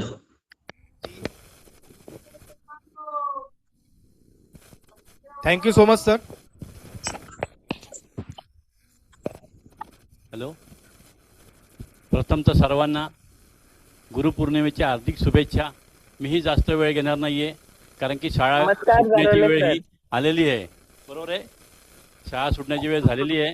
त्यामुळे आजचं जे प्रशिक्षण होतं प्रशांत बोरकर सरांनी ते अतिशय उत्कृष्टपणे घेतलेलं आहे. मला तरी आशा वाटते की सर्वांना समजलेलं असेल. नक्की ना? Okay sir. Okay okay. हो, तरी यानंतरही आपलं मॅन्युअली म्हणजे मॅन्युअली प्रत्येक पीओ वाईज प्रशिक्षण होणार आहे. आजचं हे प्रशिक्षण ऑनलाईन आपल्या ठाणा ATCच्या स्टुडिओमधून घेण्यात आलं होतं, पण तरी मॅन्युअली सगळीकडे होणार आहे. तरी काही त्रुटी राहिल्या असतील, काहींना समजलं नसेल, तरी ज्यावेळेस ते प्रकल्प वाईज प्रशिक्षण घेण्यात येईल तेव्हा आणखी तुम्हाला डिटेल प्रशांत बोरकर सर सांगतील. धन्यवाद. सगळ्यांनी जॉईंट ह्या ठिकाणी झाले, सर्वांनी चांगला प्रतिसाद दिला, याबद्दल ठाणा ATC कार्यालय येथून मी सगळ्यांचे आभार मानतो. आजचं हे सत्र इथे संपलं असं मी जाहीर करतो. धन्यवाद sir. Thank you so much everyone. Thank you. त्यासाठी सुद्धा दिलगिरी व्यक्त, but thank you so much. Thank you.